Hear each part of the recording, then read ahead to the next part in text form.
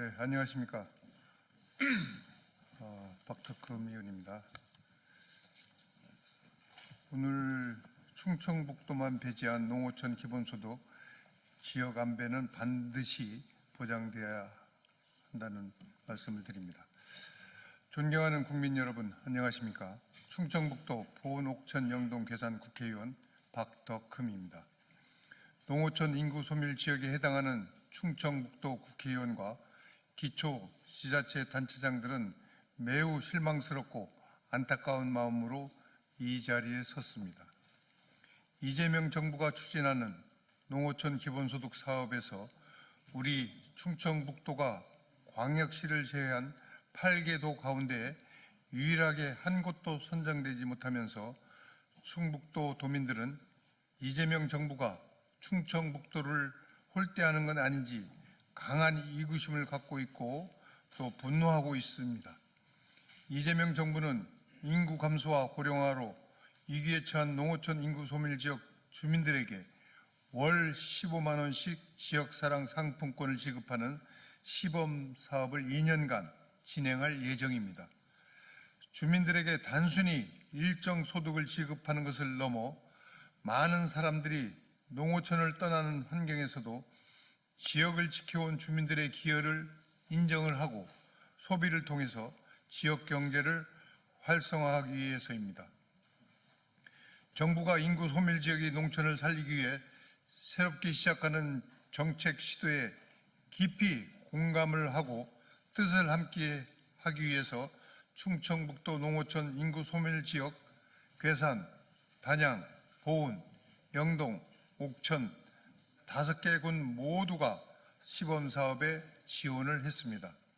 그만큼 충청북도 인구 소멸 지역은 정부의 새로운 정책 실험에 함께 하고자 하는 의지가 매우 강했습니다. 그러나 결과는 유일하게 충청북도만 한 곳도 선정되지 못한 결과를 통보받았습니다.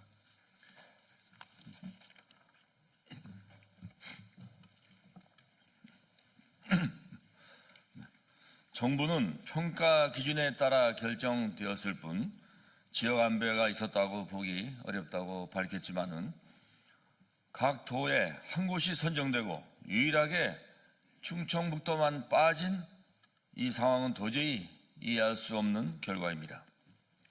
특히 16개 인구 감소 지역 가운데 14곳이 신청해 가장 참여 의지가 높은 전남에서 지자체 한 곳이 선정되고 10개 대상 지역 가운데 단 3곳만 신청해 가장 신청률이 저조한 경남에서도 한 곳이 선정되어 정부 주장은 매우 설득력이 떨어집니다. 이번 시범 사업은 농어촌의 미래를 실험하는 도전이자 농어촌의 지속 가능을 열어갈 정책 모델을 찾기 위한 첫걸음입니다. 다양한 농어촌 여건에 맞는 효과를 검증하여 추후 본 사업에 반영하기 위해서는 지역 안배가 중요할 수밖에 없습니다. 하지만 이대로라면 교통의 요충지 장점을 활용해 다양한 귀농 귀촌 정책을 펼치고 유일하게 바다가 없는 농업에 치중한 충북의 데이터는 정부의 정책 분석 모델에서 빠지게 될 것입니다. 이에 충청북도 인구 소멸 지역 국회의원과 단체장은 정부에 간곡히 요청을 드립니다. 예비비 등을 활용하여 충청북도에 추가 지역을 선정을 하고 지역 안배로 지역별 특징 등을 반영하여 사업 효과를 분석하길 바랍니다. 이는 정부가 객관성과 타당성, 공정성과 형평성을 높여 정책의 신뢰도를 높이는 데 큰 도움이 될 것이라고 확신합니다. 우리 충청북도 농어촌 인구 소멸 지역은 정부의 새로운 정책 방향에 함께하기 위해 오래전부터 예산과 제도를 준비했습니다. 정부가 도민의 목소리에 귀 기울이고 사업 참여 기회를 준다면 충청북도는 적극적으로 사업에 임할 준비가 되어 있다는 말씀을 드립니다. 좋은 결과를 기대하겠습니다. 충청북도 인구 소멸 지역 국회의원 및 기초단체장 일동.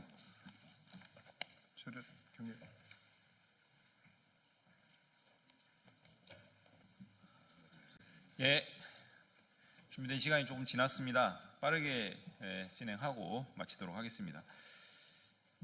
오늘 기자회견은 해고 선발전 노동자의 긴급 생활 실태조사 결과 발표 및 한전을 상대로 한 불법 파견 선발전 노동자 직접 고용 촉구하는 기자회견입니다. 오늘 기자회견 사회를 맡은 저는 기후에너지 환경노동위원회 소속으로 활동하고 있는 인천 서구을 국회의원 이용호입니다.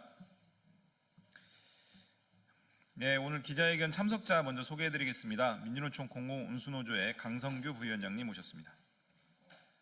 박준선 공공기관 사업국장님 오셨습니다. 예, 같은 노조의 발전노조 재용순 위원장님 오셨습니다. 발전노조 도서전력지부 최대봉 지부장님 오셨습니다. 신용철 부지부장님 오셨습니다. 음현석 기획부장님 오셨습니다. 박시영 대의원님 오셨습니다. 문영구 조합원님 오셨습니다. 전덕일 조합원님도 오셨습니다. 예, 오늘 한국전력공사 한전이 저지른 불법 파견과 집단 해고의 문제점을 지적하고자 기자회견을 열게 되었습니다. 발전노조 도서전력지부 노동자들은 동해 울릉도부터 서해 최북단 백령도까지 외딴 섬 지역에서 발전소를 돌려 섬 지역 주민들에게 전기를 공급하는 일을 수십 년 동안 해왔습니다. 이분들은 한전 퇴직자들이 만든 한전의 위탁업체 소속으로 거의 30년간 간접 고용 상태였습니다. 그러나 한전으로부터 구체적인 업무 지휘와 감독을 받으며 사실상 한전의 도서지역 업무를 도맡아 수행하는 역할을 했습니다. 불법 파견의 소지가 매우 컸기에 노동조합은 근로자지위 확인 소송에 들어갔고 2023년 6월 법원은 한전의 업무 위탁이 위장도급 즉 불법 파견이며 직접 고용해야 한다라는 판결을 선고했습니다. 오랜 기간 불법 파견 상태였기에 옛 파견법의 적용을 받아 상당수는 고용 의무 대상자가 아닌 고용 간주 즉 이미 한전의 직원이라는 선언을 법원이 한 것입니다. 그러나 한전 측은 법원의 판결을 이행하지 않았고 항소심을 이어갔습니다. 그리고 한전 MCS라는 자회사로 전적을 요구하였으며 이를 거부한 노동자들 184명을 무려 184명입니다. 작년 8월 집단 정리해고를 했습니다. 1년이 지난 지금 노동자들의 삶은 너무도 피폐해졌습니다. 지난 4월에는 해고 노동자 한 분이 세상을 등졌습니다. 조합원들은 모두 극도의 경제적 어려움에 빠졌고 건강 상태는 이루 말할 수 없을 정도로 악화되고 있습니다. 해고 노동자들의 이러한 실태를 본 의원과 공공운수노조 발전노조와 함께 조사해서 오늘 발표하게 되었습니다. 공공부문은 흔히 모범적 사용자가 되어야 한다라고 합니다. 그러나 최대 공기업인 한전은 불법 파견도 모자라 집단 해고라는 그 사례를 찾아보기 힘든 일을 저지르고 있습니다.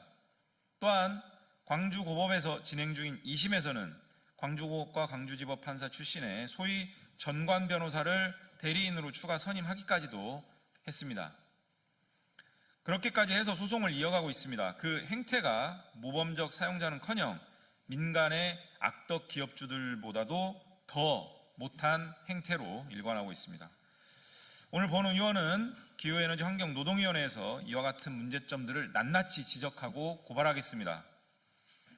한국전력공사 김동철 사장에게 다시 한번 분명하게 따져 묻겠습니다.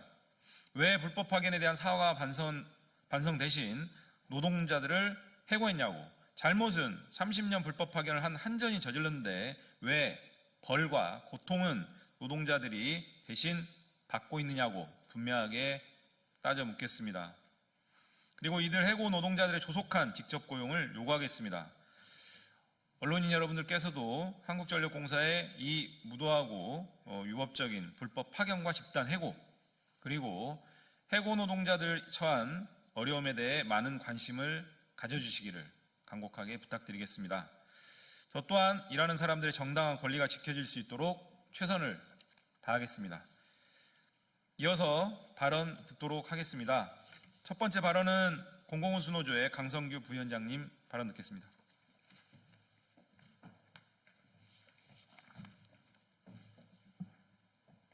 예, 안녕하십니까. 공공운수노조 부위원장 강성규입니다. 해고는 살인이라고 합니다. 선발전소 노동자가 집단적으로 해고되고 우리는 한 명의 노동자를 잃었습니다. 그런데 선발전소에서 해고된 노동자들이 공공기관인 한국전력의 사업장이라는 점입니다. 한국전력은 근로자 지위 확인 소송에서 패소하자 작년 8월에 근로자 지위 확인 소송에서 승소한 노동자를 전원 해고했습니다. 해고의 이유는 한전의 자회사인 한전 MCS로의 정규직 전환을 시켜주겠다. 그런데 근로자 지위 확인 소송을 취하, 부재소 확약서를 쓸 것을 요구했습니다. 왜 한국전력의 직원으로 법원이 인정했는데 한국전력의 자회사로 가야 합니까? 그래서 이를 거부하니 저는 해고했습니다. 모범적인 사용자의 역할을 해야 하는 공공기관인 한국전력이 이러면 안 되는 거 아니겠습니까? 오늘 기자회견을 하는 이유는 정말 참담합니다. 해고된 조합원들을 대상으로 실태조사를 한 결과 해고되기 전보다 수입이 23.1% 줄어들어 생계가 막막한 상황입니다. PTSD가 의심되는 조합원 수가 30%에 이릅니다. 한국전력은 더 이상 선발전소를 운영했던 자신들의 직원의 고통에 눈을 감아서는 안 됩니다. 더는 소송을 끌고 가는 것은 무의미합니다. 조합원들은 해고자라는 따가운 시선이 아니라 섬에서 발전소를 돌리며 지역 주민과 함께 할 수 있도록 한국전력은 지금 당장 소송을 취하해야 합니다. 공공운수노조는 발전노조, 도서전력 지부와 함께 해고자 복직을 위해 끝까지 투쟁하겠습니다. 감사합니다. 예, 말씀 감사합니다. 두 번째 발언입니다. 당사자이시기도 합니다. 공공운수노조 발전노조의 도서전력 지부 최대봉 지부장님 발언 듣겠습니다.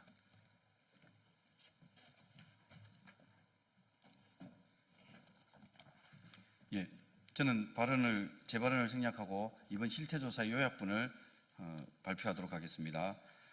첫 번째로 도서전력을 위해 17년간 일한 47세 노동자 무너지다.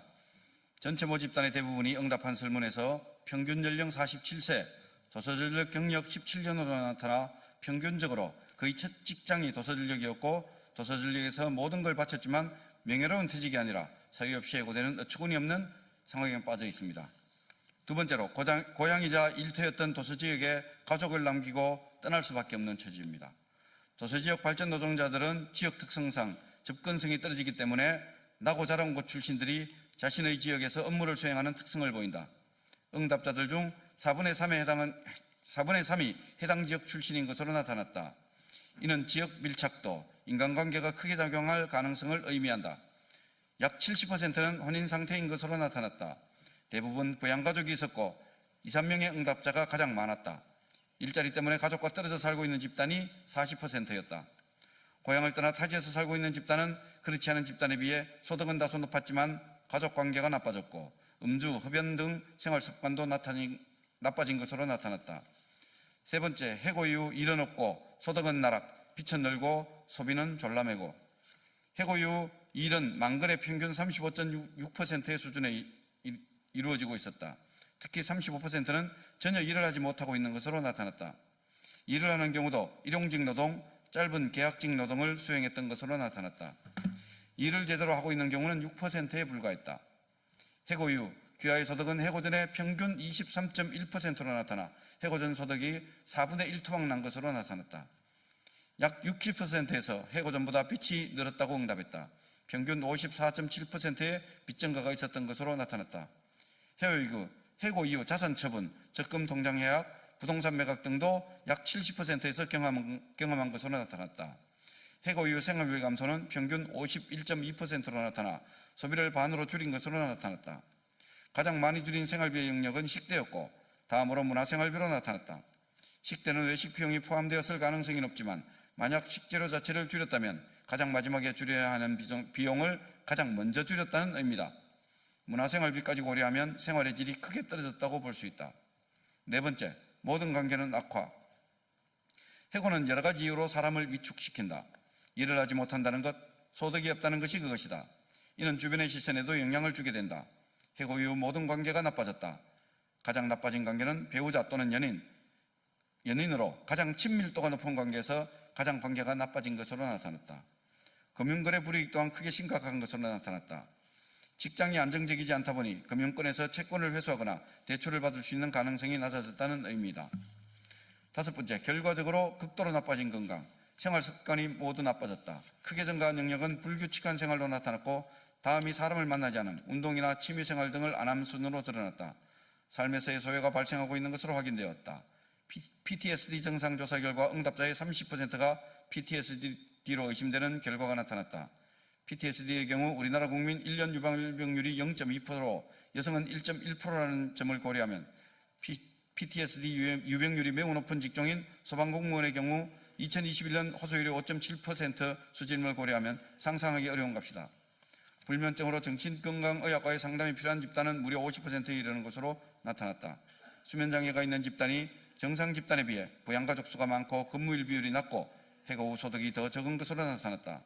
또한 배우자 관계, 지역주민 관계, 친구 관계가 더 나빠졌고 금융거래 불이익도 더 심각한 것으로 나타났다. 음주, 흡연, 불규칙한 생활, 사람 안 만나고 운동 안 하고 취미 없어진 비율이 더 높은 것으로 나타났다. 빚이 증가했다는 응답도 크게 높았다.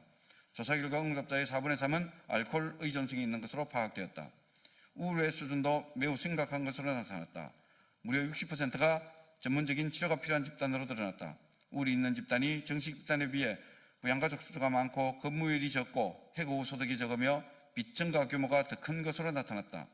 모든 인간관계가 나빠졌으며 금융거래 불이익도 더 크게 겪고 있는 것으로 나타났다. 음주, 흡연, 불규칙한 생활, 사람 안 만나기 등에서 해고 후 더 많은 경험을 하고 있는 것으로 나타났다. 불안장애 조사 결과 약 10%에서 불안장애를 겪고 있는 것으로 추정되었고 이 응답자들은 병원 진료가 필요하다.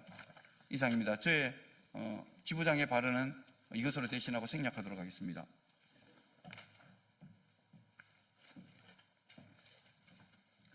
예, 오늘 실태조사는 정책연구소 이음이라는 단위에서 좀 도맡아서 진행을 했는데요. 상당히 충격적인 그런 결과입니다. 최근래에 가장 집단적으로 그리고 이렇게 많은 인원들을 공공부문에서 정리해고를 했다라고 하는 것은 있을 수 없는 일인데 그것이 어떤 당사자들과 가족들에게 피해를 야기했는지를 생생하게 보여주는 결과인 것 같습니다. 마지막 순서입니다. 기자회견문 낭독해 주시겠습니다.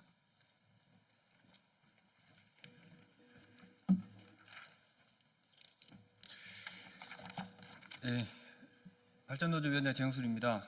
한국전력은 불법 파견을 인정하고 섬발전소 노동자를 직접 고용하라.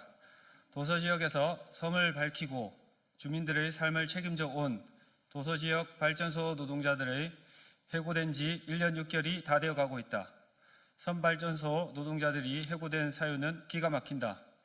한국전력으로부터 불법 파견이 자행되어 왔고 법원은 한국전력이 실질적인 사용자로서 불법 파견이 인정되었다. 그러나 한전은 불법 파견을 시인하고 반성하기는커녕 도서지역에서 일하는 노동자 180여 명을 한전 MCS라는 자회사에서 일할 것과 불법 파견 소송의 치하서를 내도록 했다. 결국 이를 거부한 노동자 전원을 해고했다. 1년이 넘는 해고된 조합원들의 삶은 엉망이 되었다. 공공운수노조, 발전노조, 도서전력지부가 정책연구소 이원과 실태조사를 한 결과는 충격적이다. 해고된 조합원들은 부양가족이 있는 사람 중 가족과 떨어져 살고 있는 사람이 40%가 넘고 해고된 조합원들의 수입도 해고되기 전의 21%나 나빠졌으며 해고된 조합원 54.7%가 빚이 늘어난 것으로 파악된다. 해고 이후 인간관계도 악화되었다. 특히 불규칙한 생활로 인하여 삶에서 소외가 발생하고 있다. PTSD 증상 조사 결과 응답자 중 약 30%가 PTSD에 의심되는 결과에 나타났다. 집단해고가 노동자들에게 적신호를 보낸 것이다. 해고된 이후 항소를 진행하고 있는 한국전력은 노동자 180여 명의 삶이 무너지게 할 셈인가? 섬에서 발전소를 운영하고 도서지역의 주민들과 함께 일했던 노동자들이 현장으로 돌아가게 하는 것이 맞다.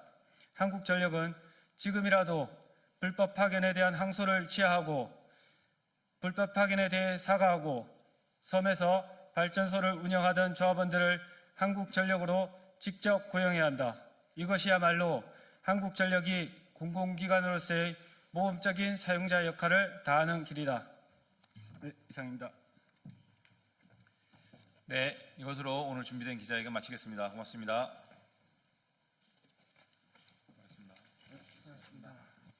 인사드리겠습니다. 언론 여러분 안녕하십니까? 더불어민주당 충북 진평 진천 음성 국회의원 이무선입니다. 오늘 기자회견은 농어촌 기본소득 시범사업 대상 지역을 1차 심사에서 12개 군이 선정이 됐는데 그럼에도 불구하고 당초 6군데에서 7군데로 최종 대상 지역을 선정을 했습니다. 안타깝게도 저희 충북이 최종 시범 지역에서 전국 도 단위에서는 유일하게 제외됐습니다. 매우 안타깝게 생각합니다. 그래서 오늘 저희 국회의원 그리고 옥천 군수님 좀 이따 소개해 드리겠습니다만 시범 지역을 1차 심사에서 선정된 12개 군으로 확대를 하고 국비 지원 비율을 현행 40%에서 50%로 상향함으로써 지역 간 형평성도 제고되고 또 시범 사업의 실효성도 더 높일 것을 촉구하고자 이런 자리를 마련했습니다. 참석자를 소개해 드리겠습니다. 오른쪽부터 소개해 드리겠습니다. 송재봉 의원님이십니다. 이광희 의원님이십니다. 이연희 의원님이십니다. 황교철 옥천 군수님입니다. 오늘 이광희 의원님도 함께 하기로 했는데 현장 국정감사 일정 때문에 부득이 참석을 못하셨지만 함께 뜻을 모으기로 하셨다는 말씀을 전해 올립니다. 그러면 기자회견문을 낭독하도록 하겠습니다. 농어촌 기본소득 12개 군 모두 실시하고 국비 지원 비율을 상향하라. 존경하는 국민 여러분 그리고 언론인 여러분, 오늘 우리는 농어촌의 미래를 지키기 위해 이 자리에 섰습니다. 내년부터 시행되는 농어촌 기본소득 시범사업은 단순한 복지 정책이 아닙니다. 지방 소멸과 농어촌 붕괴를 막고 국가 균형 발전을 앞당기기 위한 국민 주권 정부의 핵심 국정 과제입니다. 우리 정부는 농어촌 주민이 체감할 수 있는 실질적 변화를 만들어내기 위해 2026년 정부 예산을 신속히 편성하여 본 사업을 추진할 계획입니다. 농어촌 기본소득은 단순한 시범사업도 아닙니다. 본 사업은 인구 감소 지역 주민에게 2년간 매월 15만 원을 지역 화폐로 지급함으로써 지역 경제 선순환과 지역 공동체 회복을 촉진하고자 하는 핵심 농어촌 정책입니다.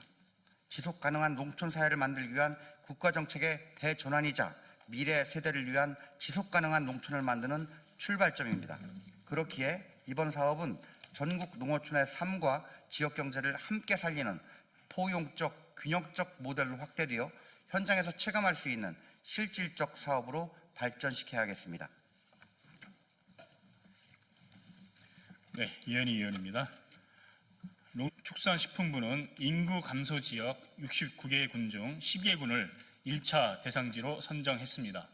그러나 최종 확정된 지역은 단 7곳에 불과합니다. 유감스럽게도 전국 8도 가운데 충청북도만 제외됐습니다. 이것은 특정 지역의 득실을 넘어 정책의 형평성과 전국 균형 단위의 시범 취지를 훼손하는 결정입니다. 농어촌 소멸은 어느 한 도의 문제가 아닌 대한민국 전체의 위기입니다.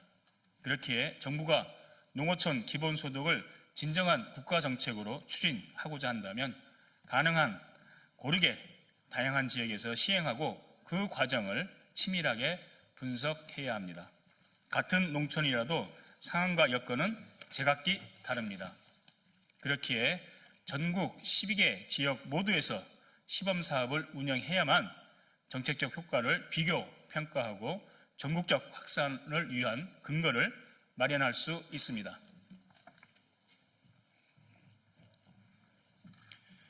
현재 제외된 충북 옥천을 비롯해 전남 곡성, 전북 장수 진안, 경북 봉화 등은 모두 인구 감소와 고령화로 인한 공동체 해체의 위기 속에 놓여 있습니다.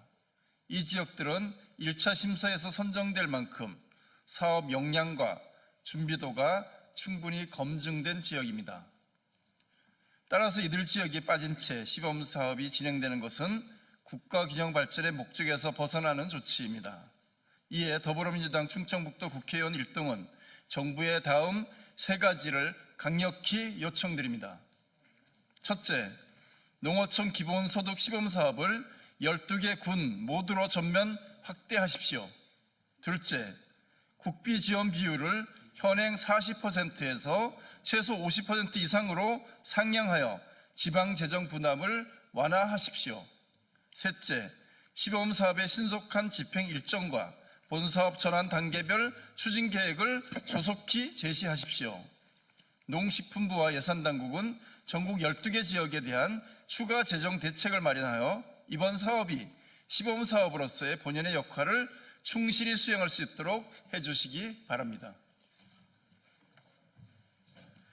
균형 있고 실질적인 시범 실시와 정책 분석을 통해 농어촌 기본소득 사업을 전국의 인구 소멸 지역을 살리는 훌륭한 정책으로 만들어야 합니다. 그렇게 해야만 시범 사업의 취지가 살고 농어민이 체감할 수 있는 지역 경제와 공동체 회복의 효과를 극대화할 수 있습니다. 지방 소멸은 특정 지역의 문제가 아닙니다. 정부와 국회, 지자체 모두가 함께 책임져야 할 국가적 생존 과제입니다. 농어촌 기본소득은 그 출발점입니다. 충분히 준비된 지자체, 의지가 있는 지자체가 빠짐없이 시범사업에 참여할 수 있도록 문을 넓혀야 합니다. 우리 더불어민주당 충청북도 국회의원 1동은 전국 모든 농어촌 주민이 농어촌 기본소득의 변화를 직접 체감할 수 있도록 균형과 포용의 자세로 끝까지 함께할 것을 약속드립니다. 우리 더불어민주당 충북 국회의원 1동은 농어민의 현실을 직시하고 농어민의 요구를 담은 정책을 완성하기 위해 앞으로도 국회와 정부, 지역이 함께 호흡하며 최선을 다하겠습니다. 감사합니다.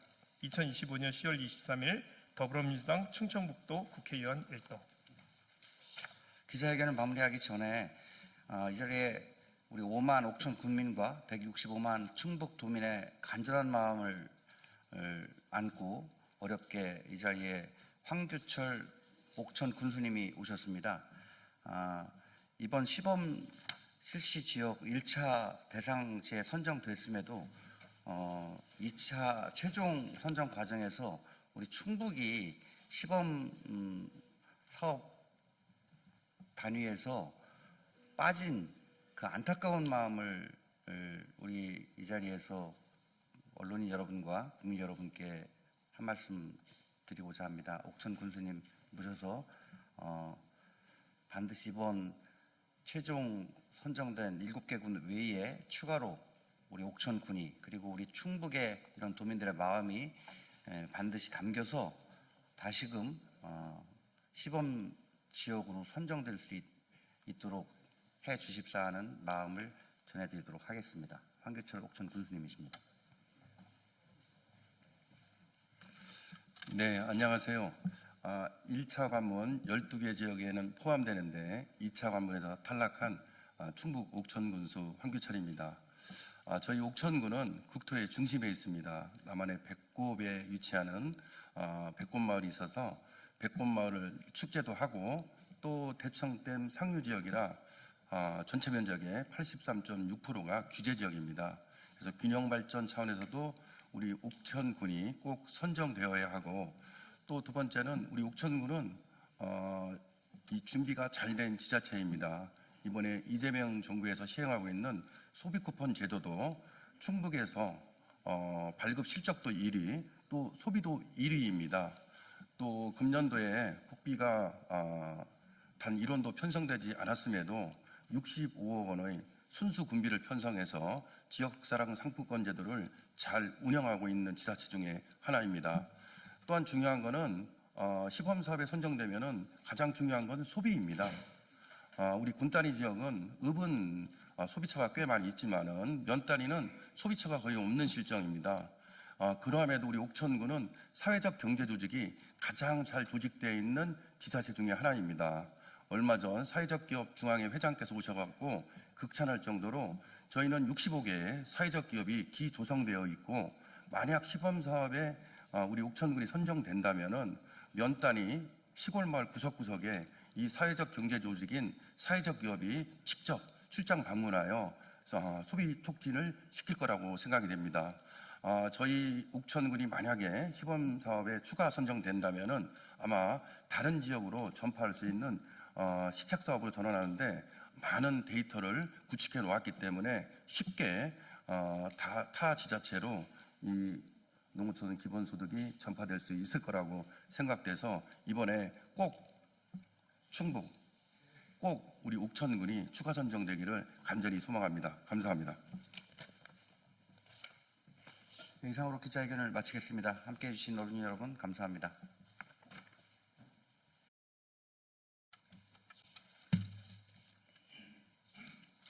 네, 안녕하십니까. 진보당 국회의원 전정덕입니다. 오늘 저는 우리 성남 시민들과 함께 이 자리에 서 있습니다. 그럼 지금부터 성남시 의료원 파괴 공작, 이준석, 이기인 분열정치 규탄, 진보당 기자회견을 시작하도록 하겠습니다. 오늘 참석해 주신 분들 먼저 소개해 드리겠습니다. 성남시 의료원 이탁 운영 반대 및 정상화 시민공동대책위원회 공동대표이신 장지아 대표님 오셨습니다.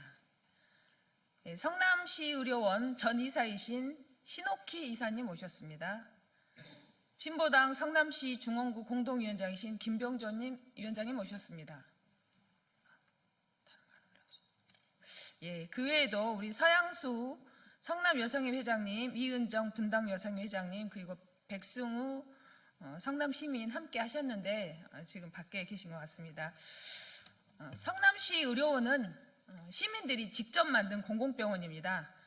우리 시민들의 땀과 눈물로 만든 성남시 의료원을 개혁신당 이준석 대표 등이 악의적 정치 공세로 폄훼하고 있습니다.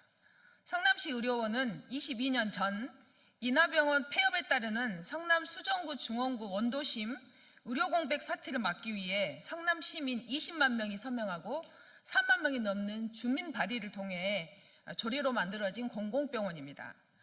2020년 7월 개원 이후 안정적 체계를 갖추기도 전에 코로나 전담병원을 맡게 되었고 어려움 속에서도 그 역할을 성실히 수행해 왔습니다. 코로나 엔데믹 이후에는 코로나 전담병원이었던 성남시 의료원은 경영의 어려움에 직면하게 되었고 그 와중에 손실보상금이나 회복지원금도 없이 운영해 왔습니다. 또한 국민의힘 소속 신상진 시장이 민간이탁을 추진하고 병원장을 20개월 넘게 공석으로 두는 등 병원 정상화에 아주 소극적으로 임했음에도 불구하고 이중결을 겪고 있으면서 병원을 운영해 오고 있었습니다. 이런 와중에 개혁신당 이준석 대표 등은 공공병원에 대한 지원은커녕 악의적 정치 공세로 시민 갈등과 분열을 부추기며 성남시 의료원을 폄훼하고 있어 이를 규탄하며 성남시 의료원의 설립 과정 설명과 진실을 알리기 위해 기자회견을 개최하게 되었습니다. 그럼 발언을 듣도록 하겠습니다. 첫 번째 발언은 성남시 의료원 이탁 운영 반대 및 정상화 시민공동대책위원회 공동대표이신 장지아 대표님 발언 듣고요. 이어서 성남시 의료원 전 이사이신 신옥희 이사님 발언, 그리고 이어서 진보당 성남시 중원구 공동위원장인 김병조 위원장님 발언 이후에 기자회견 낭독 순으로 진행하도록 하겠습니다. 먼저 장지아 공동대표님 발언 듣도록 하겠습니다.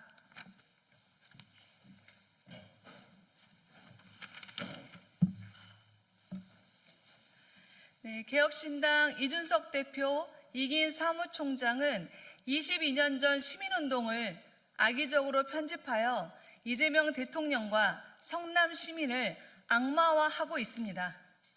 정말 정치할 자격도 없다고 생각하고 성남 시민들 앞에 당장 사과하고 정계를 떠나십시오. 대선 때부터 알아봤습니다. 뜬금없이 이준석 후보가 성남시 의료원에 방문하더니 정신과 폐쇄병동으로 쓰려고 비워둔 곳에 가서 사진을 찍고 병원의 실상을 날조하더니 당시 이재명 후보와 성남 시민을 공격했습니다. 그러더니 이제는 이기인 사무총장, 성남 출신인데요. 이기인 사무총장까지 나서서 성남시 의료원을 정쟁에 이용하고 있습니다. 도대체 그 영상이 뭐가 문제가 있습니까? 병원 하나 없어 힘든 시민들이 병원 만들겠다고 몇만 명이서 이름 한자 한자 적어가면서 병원 만들자고 하는데 성남시 의회에서 47조 만에 날치기로 부결시키고 그 날치기 부결시킨 시의회의장과 시의원들이 뒷문으로 도망가고 이 상황을 한 시민들이 기가 막히고 억장이 무너져서 비폭력으로 항의한 것입니다. 누차례 얘기하지만 성남시 의료원은 어느 한 정당, 어느 한 인물이 만든 것이 아니라 시민들이 만든 것입니다. 병원 하나 없어 아이가 아플 때 어디로 가야 할지 모르던 그 심정을 압니까? 제 이야기입니다. 이준석 대표, 이기인 사무총장 정치할 자격이 없습니다. 시민이 만든 병원을 정치적으로 이용하고 공격하는 협작꾼입니다. 지금 당장 시민들께 사과하고 정계를 떠나십시오.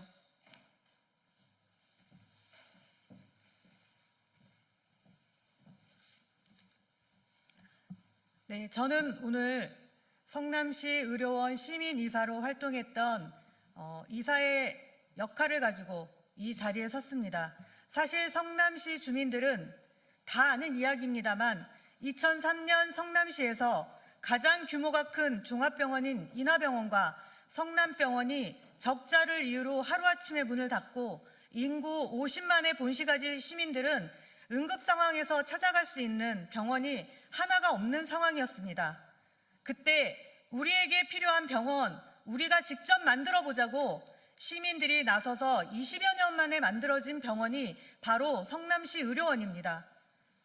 응급 상황에서 아이를 업고 뛰었던 부모들이, 몸이 불편한 어르신들이 한겨울 손이 얼어붙어 써지지도 않는 볼펜을 눌러가며 주민등록번호 한 자리 한 자리 끝까지 적어서 만들었던 그 기억이 지금도 생생합니다.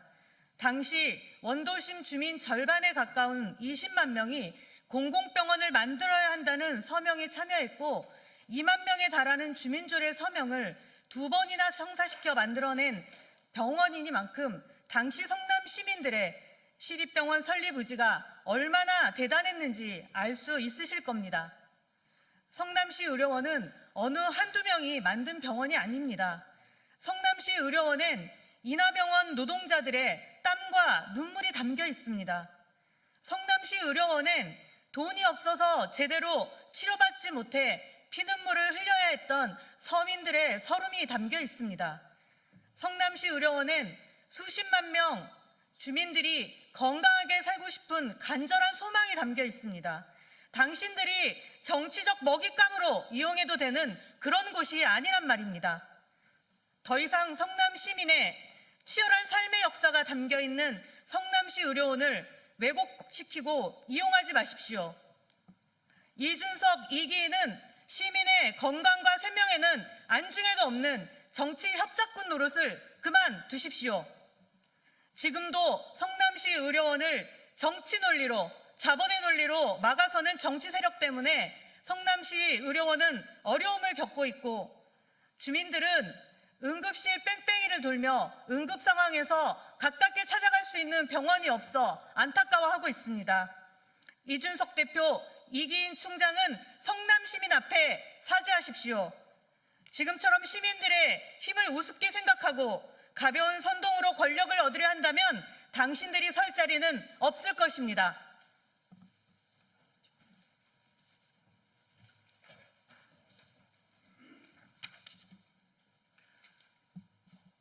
네, 진보당 성남시 지역위원회 공동위원장 김병조입니다.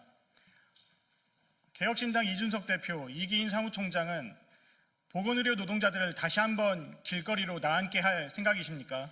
당장 정계를 은퇴하십시오. 성남시 의료원을 만들기 위한 노동자들의 정당한 시민권 행사를 폭력으로 왜곡하는 개혁신당 이준석 대표, 이기인 사무총장은 당장 정계 은퇴해야 합니다. 성남시 의료원을 만든 것은 이재명 대통령이 아니라 인하병원, 성남병원 폐업으로 길거리에 나앉은 보건의료 노동자들이었습니다. 보건의료 노동자 100여 명이 일자리를 잃었음에도 성남 시민의 건강권과 공공의료를 실현하기 위해 기금 100만 원씩을 모아 나서 만든 병원이 바로 성남시 의료원입니다. 당시 상황은 국민의힘의 전신인 한나라당이 장악한 시의회가 주민발의 조례를 날치기로 부결시켜 노동자들이 적극 항의하는 과정에서 발생한 정당한 시민권의 행사였습니다. 정당한 시민권의 행사를 폭력으로 왜곡, 악선전하는 것은 성남시 의료원을 망치려고 작정하지 않고서야 있을 수 없는 일입니다. 다시 한번 성남시 의료원을 만들기 위한 노동자들의 정당한 시민권 행사를 폭력으로 왜곡하는 이준석 대표, 이기인 사무총장은 당장 정계 은퇴하십시오.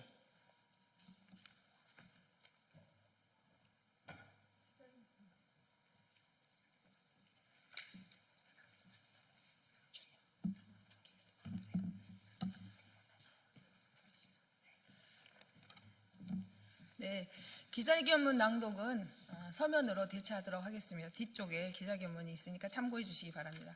그럼 이상으로 기자회견 모두 마치도록 하겠습니다. 고맙습니다.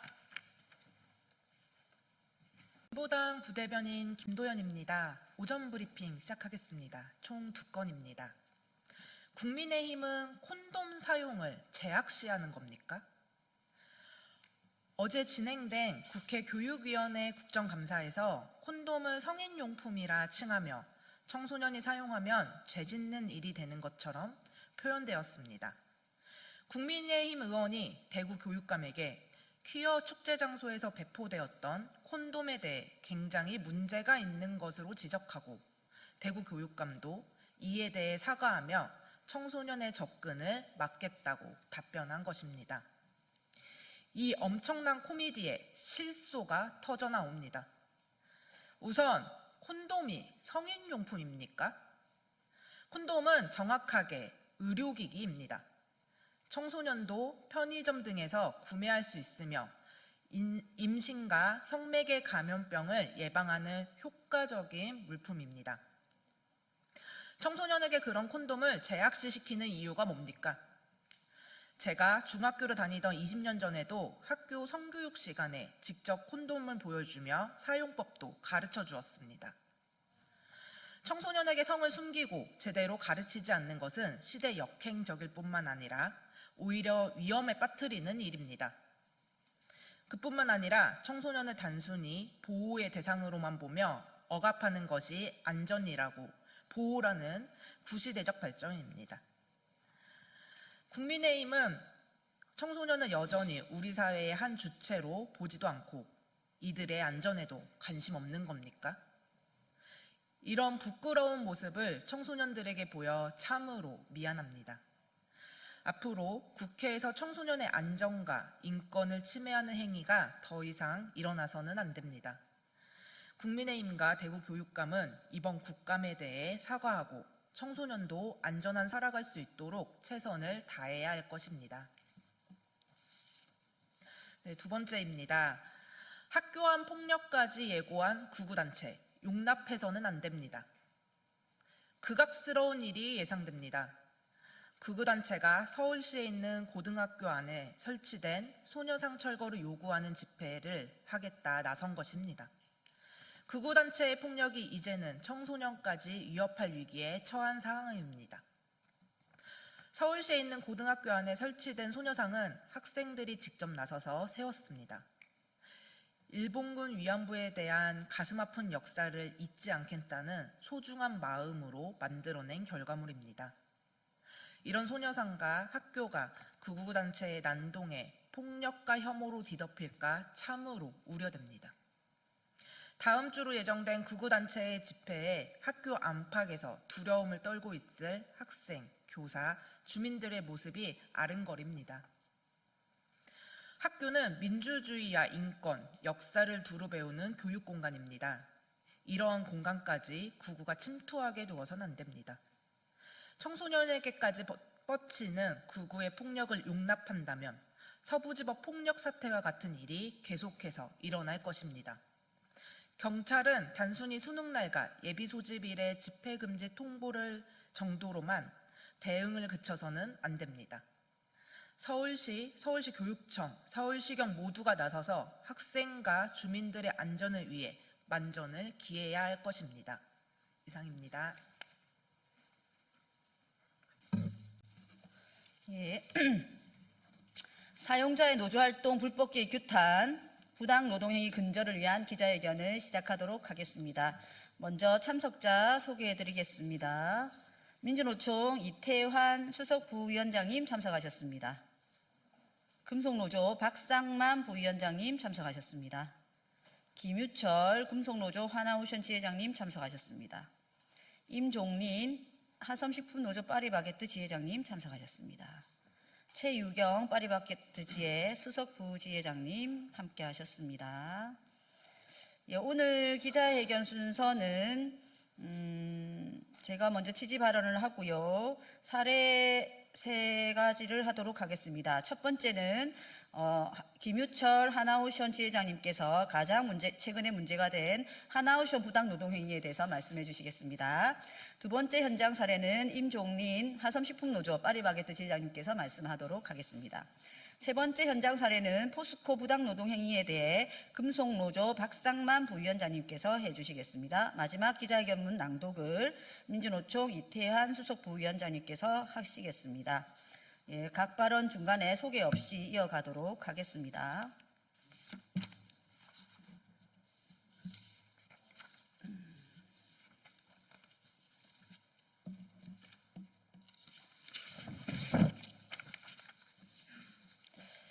예, 진보당 비정규직 노동자 국회의원 정혜경입니다.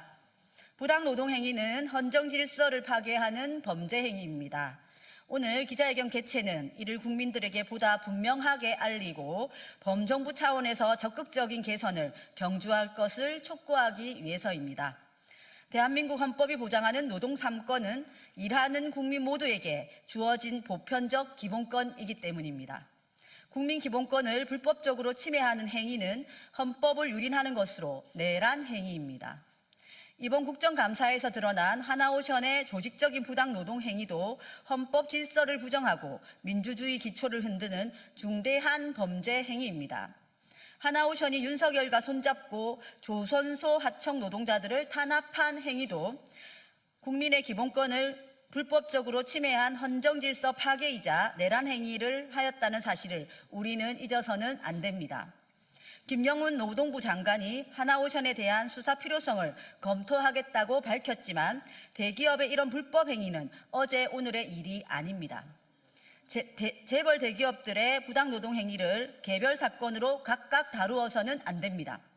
정부는 헌법 수호 의지를 분명히 하고 국민 기본권을 지켜내겠다는 결단으로 재벌 대기업의 강범위하고 반복적인 부당 노동 행위 근절 방침을 선언해야 합니다. 그 위에서야 비로소 정부의 노동 정책과 노정 대화는 국민의 신뢰를 얻을 수 있을 것입니다. 우리는 오늘 기자회견을 통해 만연해 있는 부당 노동 행위에 대한 우리의 입장을 밝히고 정부의 단호한 대응을 촉구하고자 합니다. 기자 여러분의 많은 관심과 보도를 요청드립니다. 저 역시 진보당 국회의원으로서 부당 노동 행위와 같은 헌정 질서 파괴 범죄를 엄단할 수 있는 법령 정비에 앞장서도록 하겠습니다. 정부가 헌법 수호 의지를 명확히 밝히도록 끝까지 요구해 나가겠습니다. 이상입니다.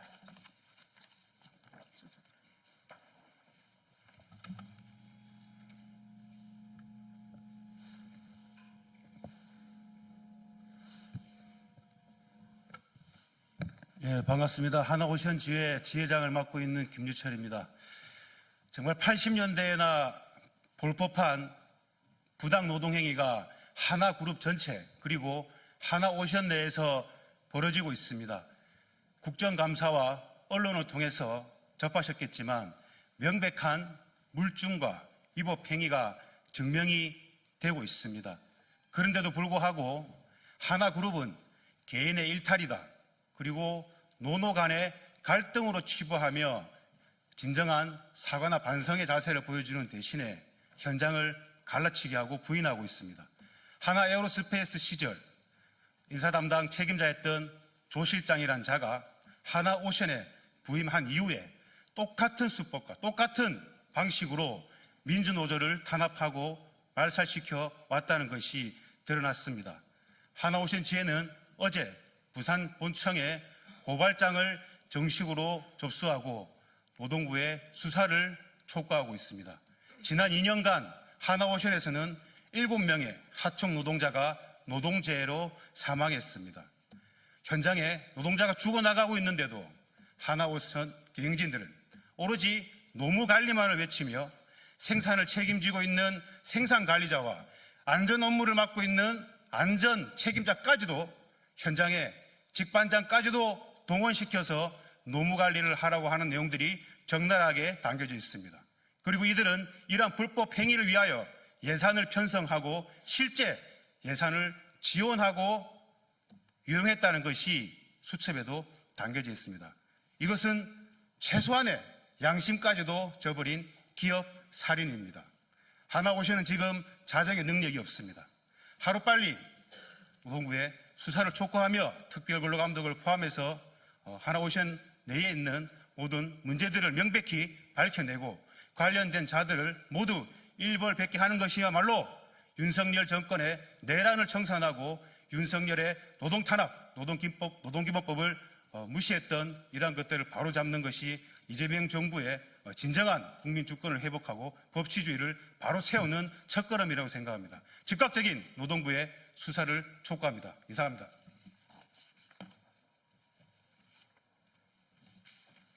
예, 안녕하십니까. 화섬식품노조 파리바게뜨 지회 지회장 임종린입니다. 폭로된 하나오션의 내부 자료를 보며 새삼 자본은 똑같구나 생각했습니다. 부당노동 행위로 대표이사와 회장이 구속되었습니다. 빵 만드는 사람들 사람 대접 좀 받아보자고 8년 전 노동조합을 시작하면서 원했던 결론은 아니었습니다. 허영인 회장이 구속 체포되었을 때 마냥 기쁘지만은 않았습니다. 허영인 회장이 구속되고 어떤 판결을 받든 우리가 받은 피해가 없던 일이 되지는 않기 때문입니다.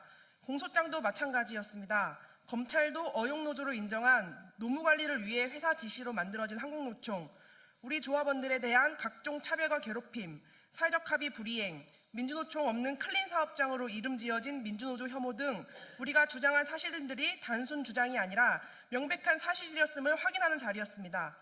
재판의 증거로 나오는 자료를 보니 우리가 생각했던 것보다 더 조직적으로 깊게 개입해서 노조 파괴를 했습니다.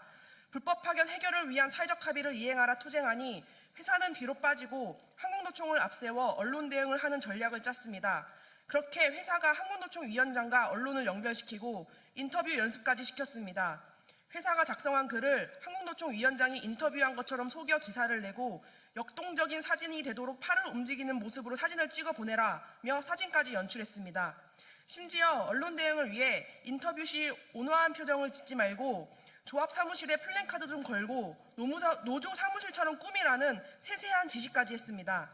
파리바게뜨 배송기사들이 가입되어 있는 화물연대 SPC 지부 투쟁 때는 화물연대 조합원이 구속되자 TV조선 9시 뉴스에 조합원 구속 자막이 나가도록 지시하는 내용이 나오기도 했습니다. 노조 탈퇴 작업엔 더 깊이 관여했습니다. 민주노총 조합원 명단을 한국노총에 제공하고 사업부에선 정기회의 시 조합원 명단을 띄워놓고 탈퇴율을 체크하며 실적으로 관리했습니다. 관리자들은 회사 지시에 쫓겨 퇴근 후에도 주말에도 탈퇴서를 받으러 다녀야 했습니다. 그리고 이 모든 지시를 허영인이 했다는 정황 증거들이 나오고 있음에도 허영인 회장 하나 지키기 위해 사측은 여전히 인정하고 반성하고 있지 않습니다. 오히려 민주노총이 시위를 하며 회사를 공격했기 때문에 한국노총과 함께 대응할 수밖에 없었다. 민주노총 조합원들은 삐딱하고 회사 업무에 협조적이지 않으며 일을 잘 못한다며 탈퇴 작업 할 만해서 했다는 논리로 2차 가해를 하고 있습니다. 우리가 받은 피해는 단순히 조합원이 줄어든 것이 아닙니다. 노조할 권리를 짓밟히고 사회적 합의 불이행으로 불법 파견도 아직 해결되지 않아 제빵 카페 기사들은 여전히 차별받고 있고 노동자 스스로 선출한 근로자 대표도 빼앗겼습니다. 허영인 회장 덕분에 불매불씨가 꺼지지 않고 있어 고용 불안이 발생해도 아무런 저항도 해보지 못하고 퇴사로 떠밀리고 있습니다.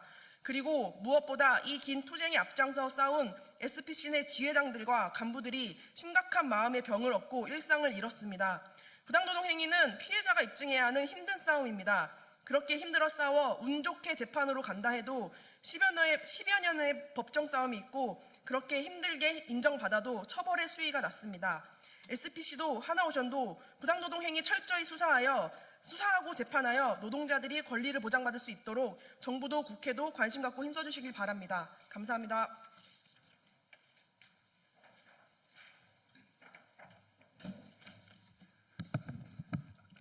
예, 안녕하십니까. 저는 금속노조에서 철강 분과를 담당하는 부위원장 박상만입니다. 반갑습니다.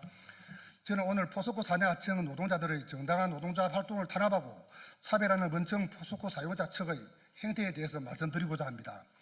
2022년 7월 대법원은 포스코 사내 하청 노동자들이 포스코를 상대로 낸 근로자 지위 하기 소송에서 근로자 파견 관계가 성립된다며 포스코의 근로자 지위 인정 및 고역 의사를 해야 한다고 판결하였습니다. 대법원의 성소 판결 이후 1천여 명의 사내하청 노동자들이 근로자 지위 하기 소송에 참여하기 위해 금속노조에 가입하거나 포스코의 탄압과 차별에 수백 명의 노동자들이 노동조합을 탈퇴하거나 소송을 취하해야 했습니다. 포스코는 21년 원하청 간 임금격차 및 복리후생 차별을 해소하고 사내하청 노동자들의 삶의 질을 향상과 복지 증진을 위해 위한 목적으로 공동근로복지기금을 설립하여 자녀 학자금과 복지 포인트를 지급하였으나 근로자 지위 확인 소를 제기한 노동자들에게는 자녀 학자금과 복지 포인트를 지급하지 않아 수백 명의 조합원 자녀는 균등한 교육의 기회조차 박탈당해야 했고, 이에 일부 조합원은 학자금과 복지 포인트를 지급받기 위해 노동조합을 탈퇴하거나 소송을 취하여야 했습니다. 금속노조 조합 활동을 방해하기 위해 사용자 측이 저지른 개입에 대해 말씀드리면, 드렌피아 사업장의 경우 근로자 지위 하기 소송을 위해 140여 명이 금속노조에 가입하여 단일 노조로 단체 교섭까지 진행 중이었으나 금속노조 간부들에 대한 사측의 끊임없는 회유로 결국 기업노조로 전환하였고, 현재는 금속노조 조합원이 7명만 남은 소수노조로 전락하였습니다. 또 다른 포렌 사업장은 금속노조 가입에 58명이 가입하였으나 사용자 측이 사전에 금속노조 가입 움직임을 포착하고 회사 노조위원장의 기업노조 설립을 독촉하여 100여 명의 기업노조가 출범하게 되었고, 사용자 측의 인사평가와 진급을 무기로 한 탄압과 차별로 현재는 조합원이 20여 명에 남은 상태입니다. 이 외에도 금속노조에 가입하여 노동조합 활동을 할 움직임이 포착되면 어김없이 더 많은 수의 기업노조와 한국노총이 출범하게 되는 등 금속노조에 조석권을 주지 않기 위한 비위에 불법으로 개입하고 탄압과 차별을 일삼았습니다. 포스코 사내하청 노동자들의 7월 1일부로 인상되는 임금조섭은 올해도 4월부터 시작하고 있습니다. 하지만 조섭 시작 6개월이 지났는 지금까지도 하청사 바지 사장들은 어떠한 임금 인상 제시안도 하지 못하고 있습니다. 포스코 정규직이 먼저 인상되어야 하청사와 외주 계약이 체결된다. 모든 결정권은 원청인 포스코에게 있다. 아무것도 할 수 없다는 게 바지 사장들의 답변입니다. 이런 식의 임금조섭 형태로 과거 24년 임금조섭은 해가 바뀐 25년 1월이 되어서야 체결되었으며, 올해도 조섭 시작 6개월이 지났지만 별반 다르지 않습니다. 각 사업장별로 적게는 150명, 많게는 270명의 노동자가 근무하고 있습니다. 이 말은 직원들의 생계를 책임지고 이끌어가야 할 대표이사는 자신들에게 임금 인상 권한이 없음을 시인하는 형태로 보이며 무책임한 책임만을 주장하고 있는 것입니다. 사내하청 노동자들이 조속한 임금 인상, 열악한 노동 환경 개선, 안전한 일터를 요구하며 목소리를 높일 때마다 포스코 조섭 당사자가 아니라는 이유로 대화를 거부해왔습니다. 심지어 노동조합 활동을 노골적으로 방해하고 대법원의 판결로 정규직으로 전환된 하청 노동자들의 임금을 낮게 지급하는 차별 행위 등으로 노동자를 탄압하고 억압하고 있습니다. 노동자의 삶을 예만하고 법의 사각지대에서 이윤만 추구하는 포스코의 이러한 행태는 우리 사회의 정의와 상식에 정면으로 도전하는 것입니다.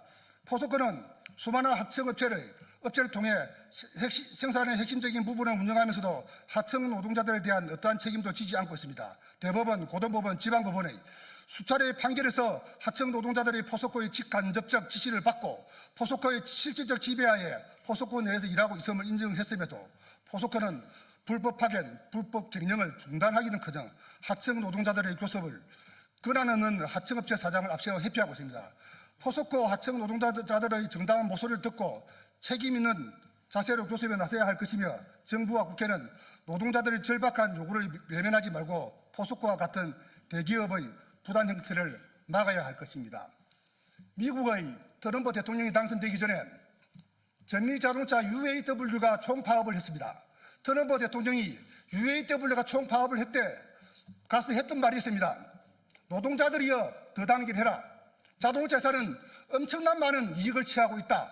노동자들이 단결해서 자본이 가지고 가는 것을 막아야 된다. 자유의 나라 미국에서도 그랬습니다. 금속노조는 모든 노동자가 존중받는 그날까지 멈추지 않고 끝까지 투쟁할 것입니다. 감사합니다.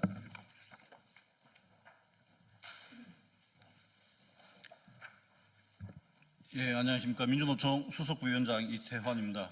마지막으로 기자회견문 낭독토록 하겠습니다. 사용자의 노조활동 개입 부당노동행위 규제를 위한 제도적 장치를 마련하라. 최근 하나오션 사용자 측이 금속노조 하나오션 지회노조 대의원 선거에서 사측 성향의 후보를 당선시키기 위해 조직적으로 개입한 사실이 밝혀졌다. 하나오션 사측은 특정 후보의 노조 간부 당선을 지원했을 뿐만 아니라 도청, 사진 촬영 등을 통해 일상적으로 노조 활동을 감시하고 노조 활동에 대한 부정적인 여론을 조성해왔다. 하나오션의 불법적인 노조 활동 개입은 한국 사회에서 예외적인 사건이 아니라 일상적이고 광범위하게 벌어지고 있는 사안이 우연히 폭로된 것에 불과하다. 파리바게뜨와 SPC 그룹에서 발생한 민주노조 파괴 공작, 포스코 하청 지회에서 벌어진 의용노조 설립과 민주노조 무력화 시도 등 업종을 가리지 않고 벌어지는 부당노동 행위가 이런 현실을 증명하고 있다. 1980년대 재벌 총수들은 내 눈에 흙이 들어가기 전에는 노동조합을 인정하지 못한다라고 했는데 2000년대의 사용자들은 어떤 일이 있더라도 민주노조만은 허용할 수 없다는 시대착오적인 노조관을 유지해오고 있는 것이다. 노조 활동에 대한 지배, 개입을 시도한 이들 사업장은 중대재해가 빈번하게 발생하거나 불법 파견 등 사용자 측의 위법 행위가 문제가 된 사업장들이기도 하다. 이들은 중대재해를 줄이고 불법 파견을 해소하기 위한 노력보다 사용자 측의 위법 행위에 대한 노동자의 문제 제기와 저항을 막기 위해 노력해온 것이다. 사용자 측의 불법적인 노조 활동 개입이 지속되는 이유는 우리 사회에서 부당노동 행위가 반헌법적 범죄라는 인식이 부족하고 행정당국이 부당노동 행위에 대한 근로감독을 적극적으로 하지 않고 있는 현실, 심각한 부당노동 행위에 대해서 법원이 솜방망이 처벌로 일관하고 있기 때문이다. 노조법 개정으로 원청 사용자의 교섭 의무가 부과된 현실에서 하청, 특수고용노동자에 대한 원청 사용자의 노조 설립 방해와 민주노조파의 공작은 더욱 극심해질 것이 우려된다. 노조 활동에 대한 사용자의 지배 개입은 변수가 아니라 상수라는 점을 감안하여 하청 노동자의 실질적인 교섭권을 보장하기 위한 제도적 장치를 마련해야 한다. 우리는 이번 사건을 계기로 사용자 측의 불법적인 노조 활동 개입을 근절하고 모두의 노조할 권리를 보장하기 위하여 정부와 국회가 제도 개선에 적극적으로 나설 것을 요구한다. 불법적인 노조 활동 개입이 확인된 한화오션에 대해 특별 근로감독을 실시하라. 고용노동부는 광범위한 사용자 측 부당노동 행위에 대한 진상조사를 벌이고 위법 행위를 처벌하라. 국회는 노동조합법 개정으로 부당노동 행위에 대한 엄벌 의지를 밝혀라. 사용자의 부당노동 행위를 부추기는 교섭창구 단일화 제도를 폐지하고 자율교섭을 보장하라. 원청 사용자의 하청노조 활동 개입을 막기 위한 근로감독 행정을 강화하라. 2025년 10월 23일 전국민주노동조합 총연맹 정혜경 국회의원 이상입니다. 네, 이것으로 기자회견 마치도록 하겠습니다. 안녕하십니까. 국민의힘 수석 대변인 최보윤입니다. 첫 번째 논평 시작하겠습니다. 이재명 정부의 11.5 부동산 재책은 투기와의 전쟁이 아니라 서민과의 전쟁입니다. 시장 안정을 명분으로 내세웠지만 결과는 서민과 청년의 삶을 옥죄는 재앙이었습니다. 대출은 막히고 전세는 사라졌으며 청년과 신혼부부는 내 집 마련의 희망조차 빼앗겼습니다. 그런데 이 대책을 만든 핵심 4인방은 모두 수십억 원대의 부동산 자산가입니다. 국민에게는 대출은 투기라고 훈계하고 정작 자신들은 대출과 갭투기로 부를 쌓았습니다. 이들이 바로 11호 부동산 재앙 4인방입니다. 특히 이재명 대통령의 부동산 책사로 불린 이상경 국토부 1차관은 배우자 명의로 갭 투자를 통해 6억 원 넘는 시세 차익을 챙겼습니다. 그런 사람이 국민에게 집값이 떨어지면 그때 사라고 말했습니다. 갭 투자 금지 대책을 만든 당사자가 갭 투자 수혜자였다니 이보다 뻔뻔한 일이 어디에 있겠습니까? 더 가관인 것은 그 뒤에 대리 사과 쇼입니다. 민주당 지도부가 차관의 발언에 대신 사과하며 민심 수습에 나섰지만 국민 분노는 이미 폭발했습니다. 차관의 말 한마디가 아니라 그 말을 가능하게 만든 정권의 오만과 위선이 문제이기 때문입니다. 이재명 대통령이 직접 사과해도 모자랄 일입니다.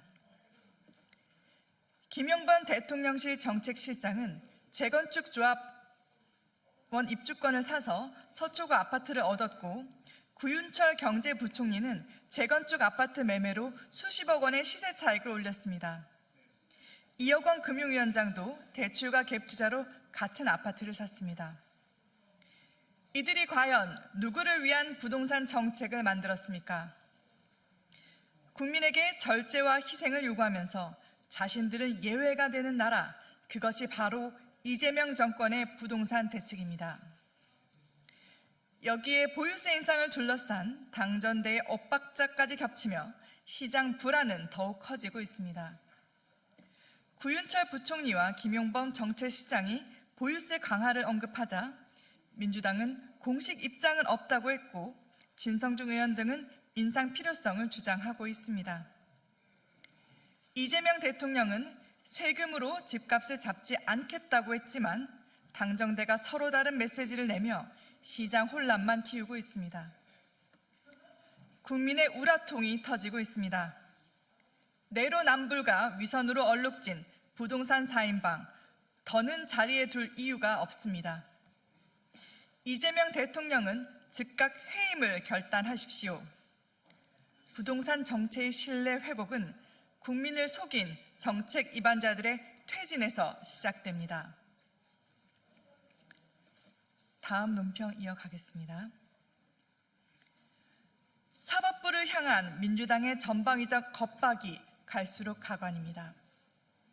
정청래 민주당 대표는 어제 조희대 대법원장에게 사법부를 이끌 수장으로서 이미 자격이 없다며 거치 결단을 촉구했습니다. 이어 민주당의 판검사가 법령을 부당하게 적용하는 경우 처벌하겠다는 법 왜곡죄의 도입도 지시했습니다. 대법관 증원 속도전, 4심제 논란의 재판 소원, 법관 파면제 도입 검토도 모자라 이런 회개한 법까지 만들겠다며 비이성적인 폭주를 하는 이유는 단 하나입니다. 삼권 분립을 흔들고 사법체계를 누더기로 만들어 12개 혐의로 5개 재판을 받고 있는 피고인 신분 대통령의 죄를 대놓고 없애겠다는 것입니다. 민주당의 개혁안 대로라면 앞으로 이 대통령은 최대 22명에 달하는 대법관을 임명할 수 있고 마음에 들지 않은 판결을 한 판사들에게 인사 불이익을 줄 수도 있습니다.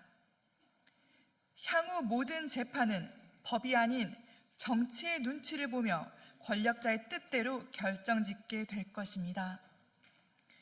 이런 나쁜 선례가 만들어진다면 대한민국은 더 이상 법치국가라고 할 수 없을 것입니다.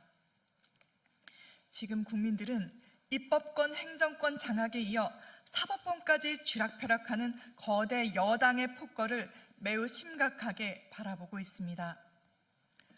오죽하면 문형배 전 헌법재판소장 권한 대행도 타협과 평가, 실행의 피드백 없이 단기간에 대법관을 대폭 늘리는 것은 사법부 독립과 제도에 대한 신뢰를 해칠 위험이 있다고 경고했겠습니까? 개혁이라는 미명하에 공론화 과정도 수기도 없이 오직 한 사람을 위해 정도와 동떨어진 법안을 밀어붙이는 민주당이 이러고도 국민의 공감과 지지를 얻을 수 있다고 생각한다면 그것은 국민 조롱이자 오만입니다. 역사는 민주주의 국가들의 독재 회기가 사법부 공격에서 시작되었다는 것을 보여주고 있습니다. 국민의힘은 대한민국이 베네수엘라 헝가리의 길을 가도록 좌시하지 않을 것입니다. 국민의힘은 사법부를 자신의 발 아래 두며 개인 로펌으로 만들겠다는 이재명 대통령의 야욕과 민주당의 행패를 저지하고 국민과 함께 헌정 질서의 근간인 사법 삼권 분립을 지켜내겠습니다. 다음 논평 이어가겠습니다.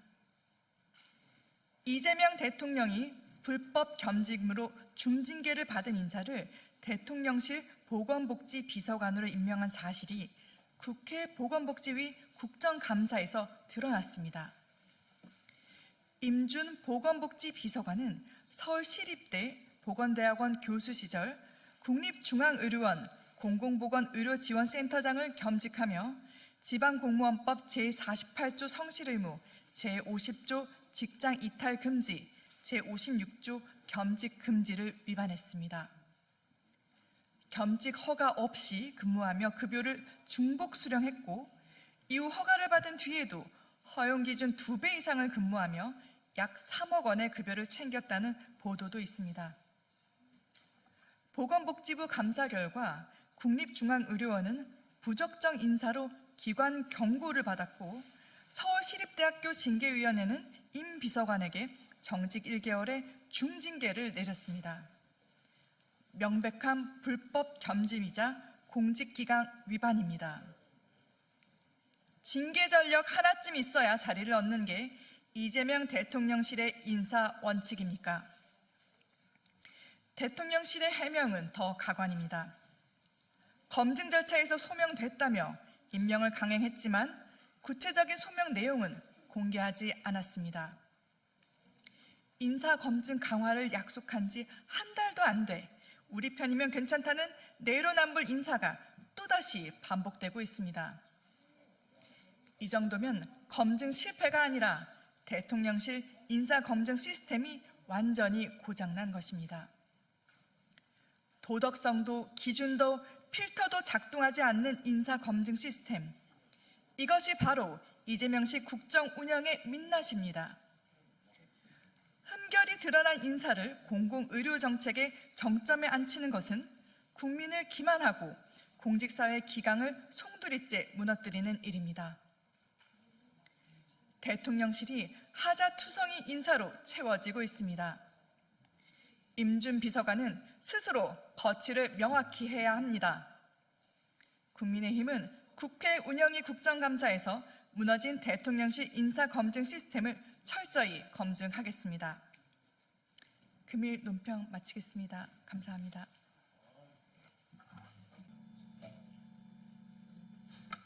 네, 더불어민주당과 조국혁신당 과학기술정보방송통신위원회 의원들입니다. 오늘 어저께 국가 AI 컴퓨팅 센터 유치 관련해서 입장을 서면으로 저희가 발표를 했는데요. 오늘 직접 와서 기자분들에게 내용을 다시 한번 밝히기 위해서 기자회견을 진행하도록 하겠습니다. 참석하신 의원님들 먼저 소개해드리겠습니다. 최민희 과학기술정보통신회 위원장이십니다. 노정면 의원님 하셨습니다. 조국혁신당의 이혜민 의원이십니다. 더불어민주당의 조인철 의원이십니다. 내용은 조인철 의원님께서 발표하시겠습니다.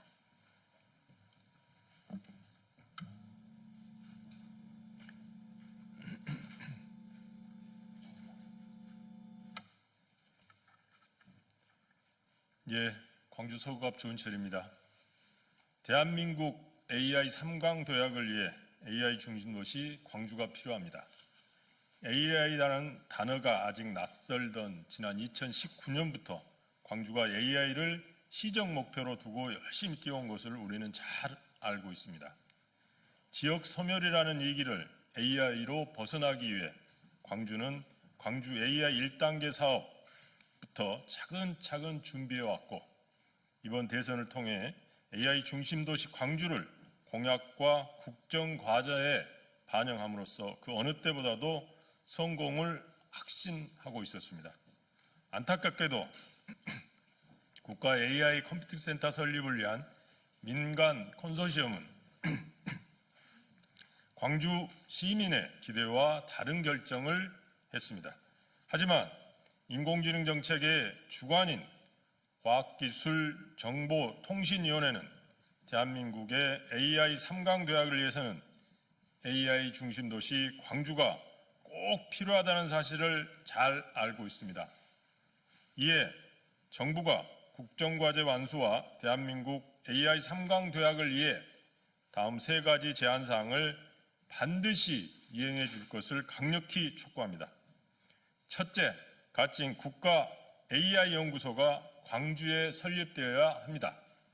글로벌 수준의 AI R&D를 선점하기 위해서는 민간 영역 이외에도 공공 영역에서의 견인이 필요합니다. 원천, 응용, 실증을 하나로 잇는 국가 핵심 R&D 허브를 광주에 구축해 기술 축적과 산업 전환을 가속해야 합니다. 둘째, 광주 인공지능 실적센터가 조속히 조성되어야 합니다. 대한민국이 세계 기술에 종속되지 않고 무한한 성장을 기대하기 위해서는 독자적인 국산 인공지능 반도체의 실검증이 반드시 필요합니다.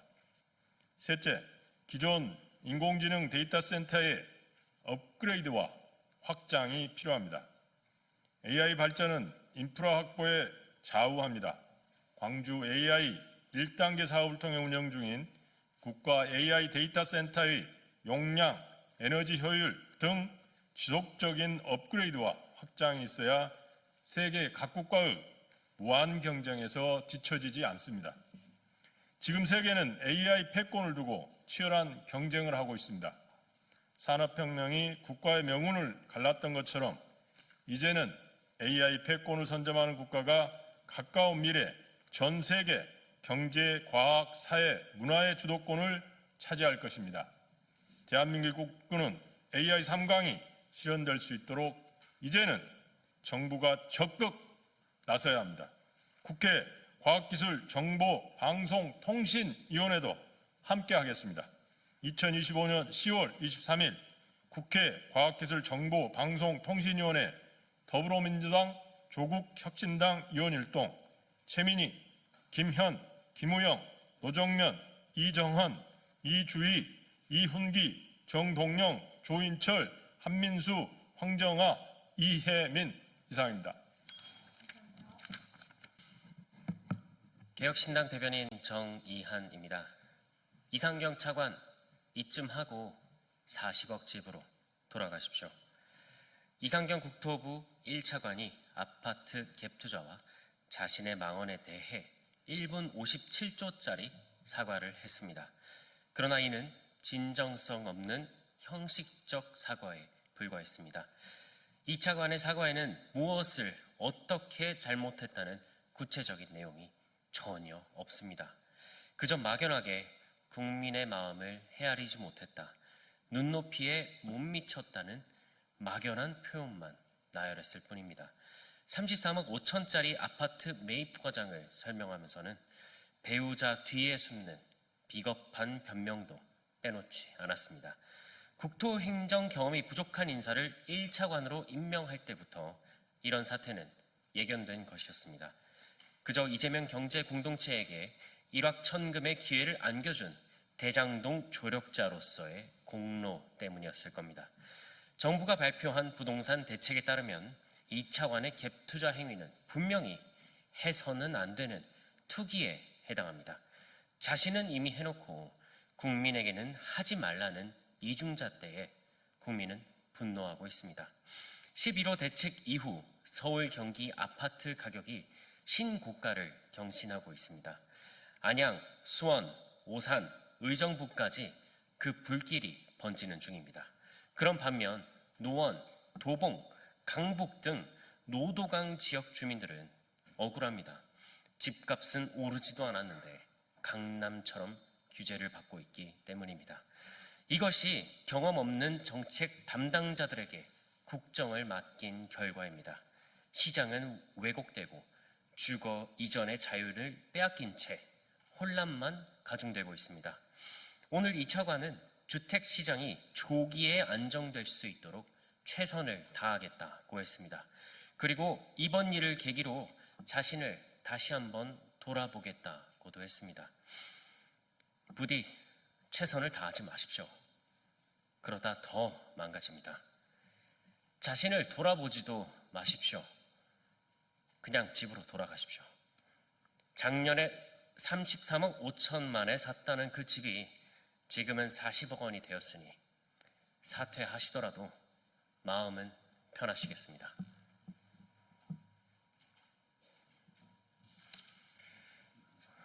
네, 그러면 지금부터 법사위원들의 기자회견을 시작하도록 하겠습니다.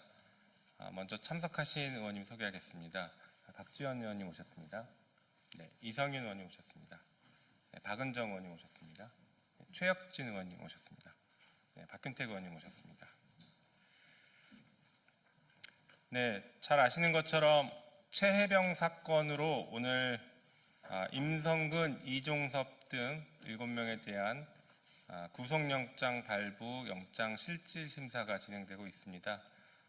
우리 법사위원들은 반드시 진실을 밝히고 잘못한 사람을 처벌해야 된다라는 입장에서 구속영장은 발부되어야 된다라는 입장이고 매우 강력한 요청을 합니다. 특히 그동안 국회에서 수많은 거짓말을 해왔던 이 영장 청구 대상들에 대해서 증거인멸, 도주 우려 등등이 충분히 소명되었다고 봅니다.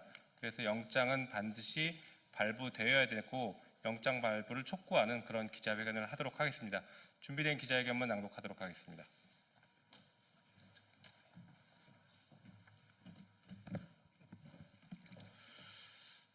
최혜병 사건 권력 외압의 진실을 반드시 구속사로 밝혀야 합니다. 국회 법제사법위원회 소속 더불어민주당, 조국혁신당, 무소속 의원 일동은 최혜병 사망 사건을 둘러싼 수사 외압 의혹에 관련해 현재 임성근, 이종섭, 김계환, 김동혁, 박진희, 최진규 등 7명에 대한 구속영장 실질심사가 진행 중에 있습니다. 이에 대해 국민 앞에 다음과 같이 엄중한 입장을 밝힙니다. 해당 사건은 단순한 군 내부의 일탈이 아닙니다. 대한민국 헌정질서와 군 사법 체계를 뒤흔든 중대한 권력 범죄입니다. 특검 수사 결과 윤석열 당시 대통령이 수사 결과 보고에 격노한 직후 이종섭 전 장관을 비롯한 국방부 수뇌부가 수사 방향을 돌리고 결과를 은폐한 정황이 명확히 드러났습니다. 이는 단순한 행정 개입이 아니라 대통령의 격노가 군 수사에 직접 영향을 미친 전형적인 외압 사건으로 헌법이 보장한 군의 정치적 독립과 사법의 독립을 근본부터 훼손한 행위입니다. 직권남용입니다.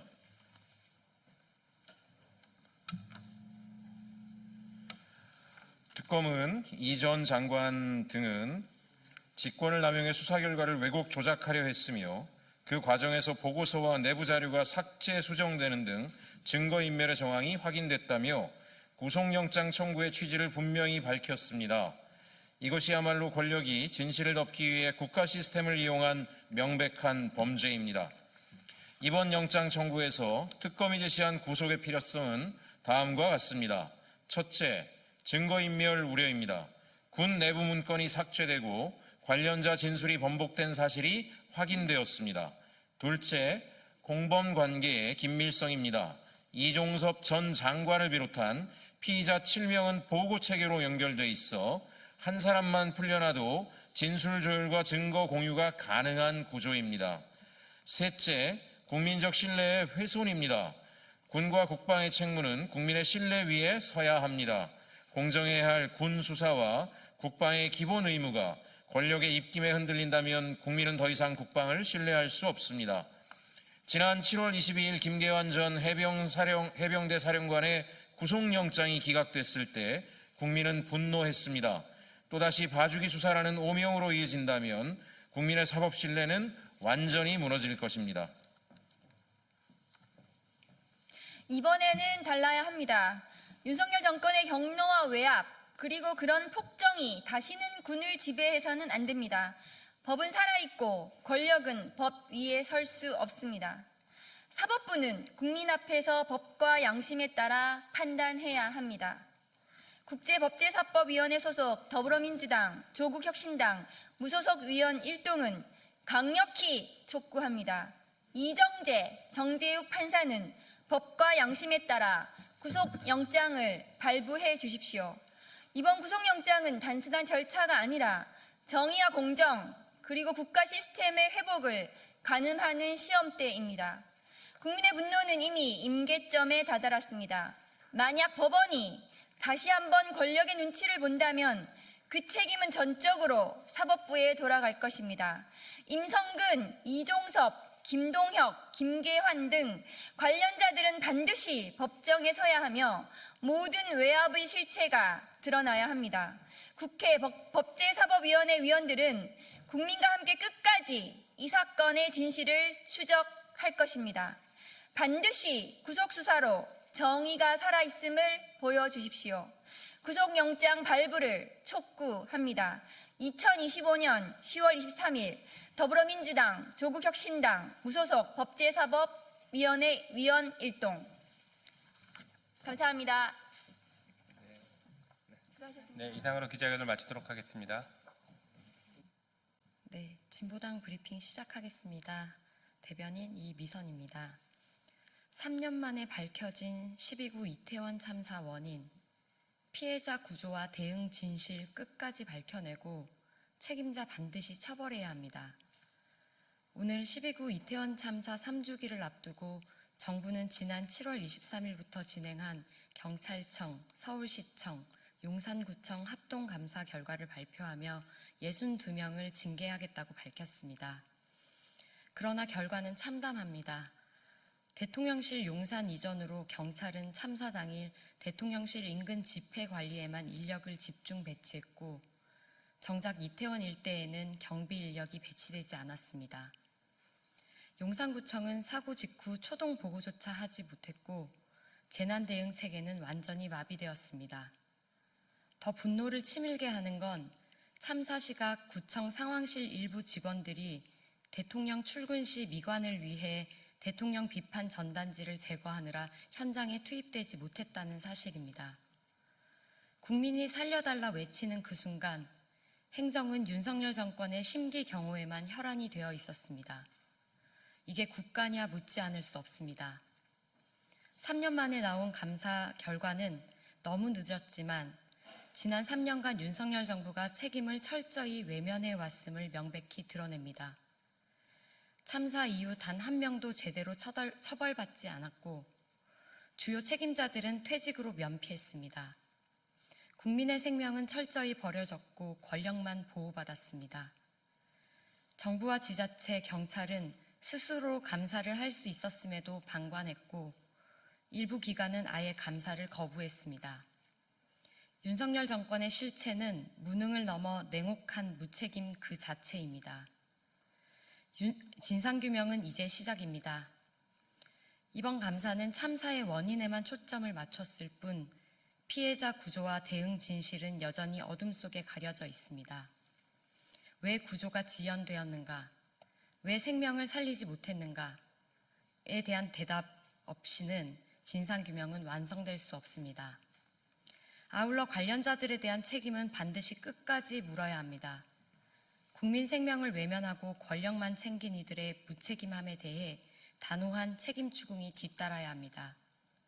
이 모든 진실을 밝혀내기 위해 싸움은 시민과 유가족들의 끈질긴 요구와 투쟁 덕분에 가능했습니다. 진보당은 가족과 친구를 잃은 유가족들에게 깊은 감사와 단호한 연대를 보냅니다. 그들의 3년은 끝없는 고통의 시간이었습니다. 이제 국가가 마땅히 책임져야 합니다. 진보당은 아깝게 별이 된 이들의 가슴에 품고 끝까지 진실을 밝혀내며 국민 생명이 최우선인 나라를 만들기 위해 함께하겠습니다. 이상 브리핑 마치겠습니다. 고맙습니다. 네, 조국혁신당 부대변인 박창규입니다. 이태원 참사 합동감사 결과 관련 외에 한 건, 이렇게 두 건 브리핑 간략하게 하겠습니다. 이태원 참사 합동감사 결과에 즈음하여 이제 진실규명으로 나아가야 합니다. 이태원 참사에 대한 정부의 합동감사 결과가 발표되었습니다. 경찰의 경비계획 부재, 위험징후 보고 묵살, 용산구청의 재난보고체계 붕괴 등이 정부 발표에서 명시되었습니다. 참사가 결코 불가항력적인 사고가 아니었다는 점을 정부 차원 조사에서 분명히 한 것입니다. 이번 조사 결과는 윤석열 정부 합동조사에서 결론을 성급히 축소하거나 책임을 일부 실무자에게 한정하려 한 입장과도 차이를 보입니다. 2024년 윤석열 정부 시절 검찰 수사 결과는 형사처벌 대상자 특정에 집중되어 서울경찰청장과 용산구청장 등 개인 21명을 기소한 수준에 그쳤습니다. 조직운영 실패와 국가 시스템 붕괴라는 구조적 책임은 규명하지 못했고 결과적으로 유족과 국민은 왜 참사가 발생했는지 충분한 설명을 듣지 못했습니다. 반면 이번 합동감사는 대통령실 용산 이전 이후 경비력 운용 변화가 참사 원인에 영향을 미쳤다고 적시하고 있습니다. 행정지휘 체계의 총체적 실패를 국가 차원에서 처음 공식 기록했다는 점에서 의미가 있습니다. 참사의 진실에 늦게나마 국가가 접근한 것입니다. 이번 합동감사는 끝이 아니라 국가의 책임을 바로 세우는 출발이어야 합니다. 진상은 더 밝히고 책임은 더 명확히 해야 하며 재발 방지 대책은 더 견고히 해야 할 것입니다. 다음으로 서울구치소 교도행정 기강을 바로잡아야 합니다. 서울구치소 독방에 배정해 주겠다며 뇌물을 받은 구치소 교도관이 구속되었습니다. 해당 교도관은 이를 대가로 2천만 원의 뒷돈을 받았다고 합니다. 법 집행의 최전선에서 탈선은 매우 개탄스러운 일입니다. 서울구치소는 윤석열, 권성동 등 내란 정권 핵심 인물들이 수감되어 있는 곳입니다. 이미 서울구치소는 윤석열 체포영장 집행 당시 소극적인 대응으로 교도소장이 교체된 바 있습니다. 이후에도 전담 인력 배치나 근무일지 미작성 등 특혜를 제공하고도 이를 은폐했던 정황이 있습니다. 교도, 구치 업무 교정 행정은 법 집행의 최일선입니다. 교도 행정에 있어서 어떠한 탈법적, 특혜적 조치도 있어서는 안 될 것입니다. 법무부는 교도 행정 전반의 엄정한 전수조사를 통해 공직기강을 바로잡아야 할 것입니다. 2025년 10월 23일 조국혁신당 부대변인 박창규입니다. 네, 안녕하세요.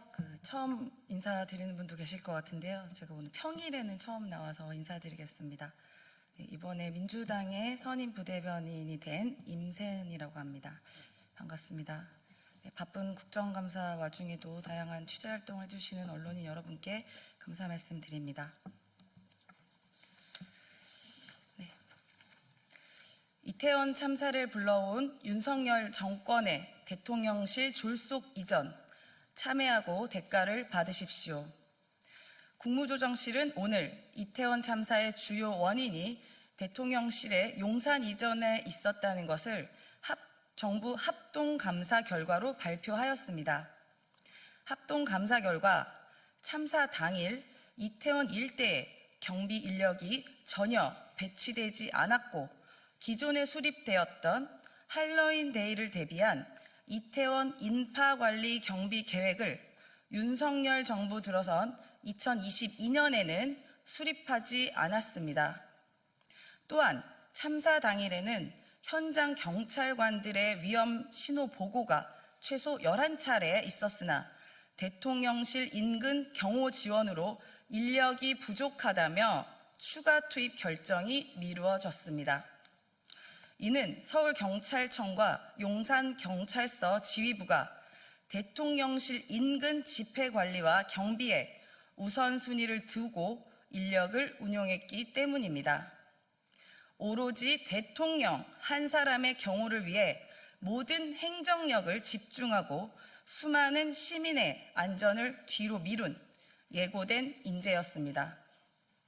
대통령실 용산 이전은 시작부터 막대한 세금 낭비와 비민주적이고 이해할 수 없는 절차와 결정으로 많은 비판을 받아왔습니다.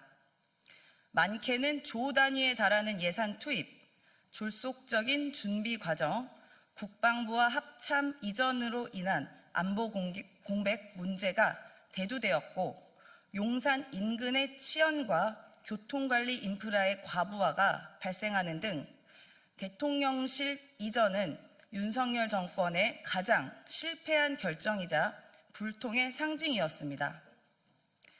수많은 비판과 논란을 감수하고 강행한 졸속 이전은 결국 국민 생명을 앗아간 비극의 주요 원인 중 하나였음이 이번 감사 결과로 입증이 된 것입니다. 이태원 참사 이후 대통령실 이전과 참사와의 연관성이 꾸준하게 제기되었으나 윤석열 정부는 그 연관성을 부인했습니다. 오히려 유가족들의 면담 요청을 정치적 의도라며 거부했고, 유가족 협의체 활동에 대해 순수하지 못한 정치적인 모임 등으로 2차 가해 행위를 행해왔습니다. 그리고 분향소를 세운 유족들에게 행정 집행으로 철거를 강행하며 유가족들을 더 고통스럽게 하였습니다. 내 가족이 왜 죽었는지 답하고 책임지라는 유가족의 호소에 윤석열 정부는 그 원인을 감추고 책임지지 않았으며 고통을 외면했습니다. 결국 이 졸속적이고 독단적이며 이기적인 대통령실 이전이라는 대가는 꽃다운 청년들의 생명을 앗아가는 비극으로 돌아왔습니다. 너무나 참혹합니다. 곧 이태원 참사 3주기가 다가옵니다. 이번 합동감사 결과가 말해주듯이 대통령실 이전으로 인한 행정, 안전 공백에 대해 윤석열 정권의 책임 있는 자들은 희생자와 유가족에게 진심 어린 사죄를 해야 할 것입니다. 나아가 부실 대응으로 일관하고 2차 가해를 했던 관련자들에 대한 징계와 법적인 조치도 있어야 합니다. 그것이 희생자들과 유가족들에게 속죄하는 최소한의 도리일 것입니다. 네, 고맙습니다.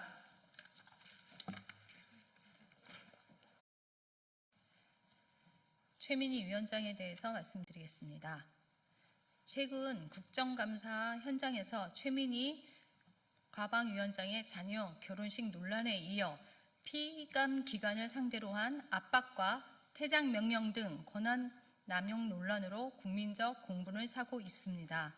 최 위원장은 국정감사 직전 피감 기관들을 대상으로 이른바 결혼식 화환 줄 세우기, 축하금 논란을 불러 일으켰습니다. 자신은 관여하지 않았다는 해명을 내놓았지만 결혼식장 예약 명의가 본인 아이디로 확인되면서 거짓 해명 의혹이 제기되고 있습니다. 이는 국회의원의 품위를 심각하게 훼손한 행태입니다. 문제는 이뿐만이 아닙니다. 최민희 위원장은 지난 20일 MBC 국정감사에서 자신에 대한 보도를 문제 삼으며 보도본부장을 강제로 퇴장시켰습니다.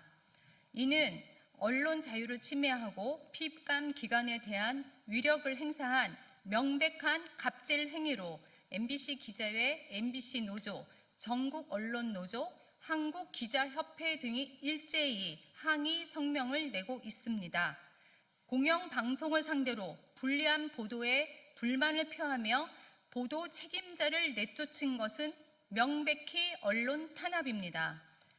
최 위원장은 지난해에도 뉴진스 한이 참고인 논란, 국민의힘 의원 발언권 차단, 발언 독식 등으로 과방위를 사유화했다는 비판을 받아왔습니다. 이번 사태는 일련의 오만한 행태가 되풀이된 결과이며 국회의 공정성과 중립성을 심각하게 훼손한 사건입니다. 국민은 공정하고 투명한 국정감사를 원합니다. 거짓 해명과 피감기관 갑질 의혹으로 신뢰를 잃은 최민희 위원장에 대해 국회 윤리특위는 철저한 조사와 엄정한 책임 추궁에 나서야 합니다. 국민의힘은 국정감사가 본래의 감시 기능을 되찾고 국민의 신뢰를 회복할 수 있도록 끝까지 진상을 규명하고 책임을 물을 것입니다. 국민의힘은 국정감사가 본래의 감시 기능을 되찾고 국민의 신뢰를 회복할 수 있도록 끝까지 진상을 규명하고 책임을 물을 것입니다. 감사합니다.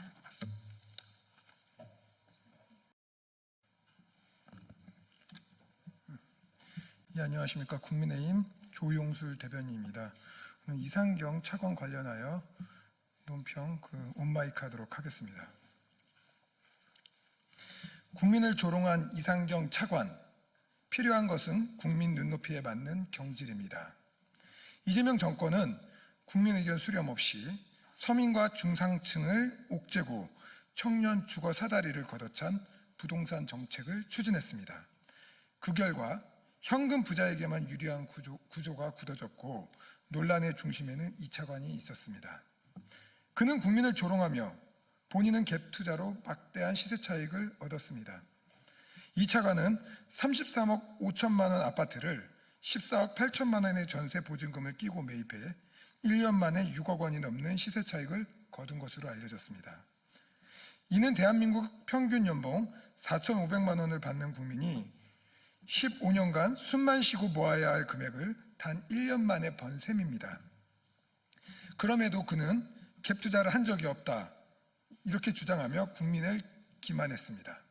이 정권은 부동산 투자도 투기로 규정하고 실거주의 부동산은 갭 투자라고 명확히 규정해 왔기에 그의 주장은 명백한 자기 모순입니다.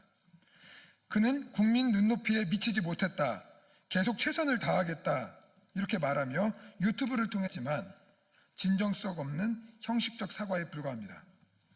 집값이 내려가면 그때 사라, 집값은 우상향할 것이다, 이렇게 말하며 국민을 조롱하던 인물이 카메라에 숨어 일방적 사과만 하는 것은 공직자로 무책임한 행동입니다. 국민 앞에 직접 나와 진심으로 사과하고 용서를 구했어야 합니다.